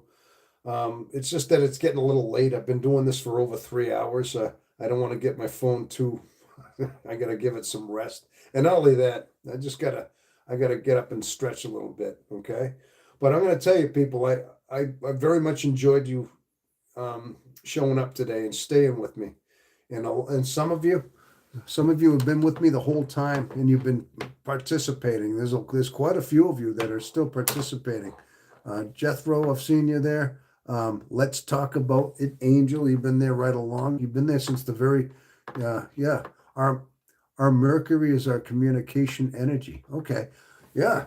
But I want to tell you though, I really did enjoy this whole thing. Okay, and I really want to encourage you people to support the channel as far as just all you can do is just watch my videos, comment on them, and maybe share them. If you could share the videos, that would help as well.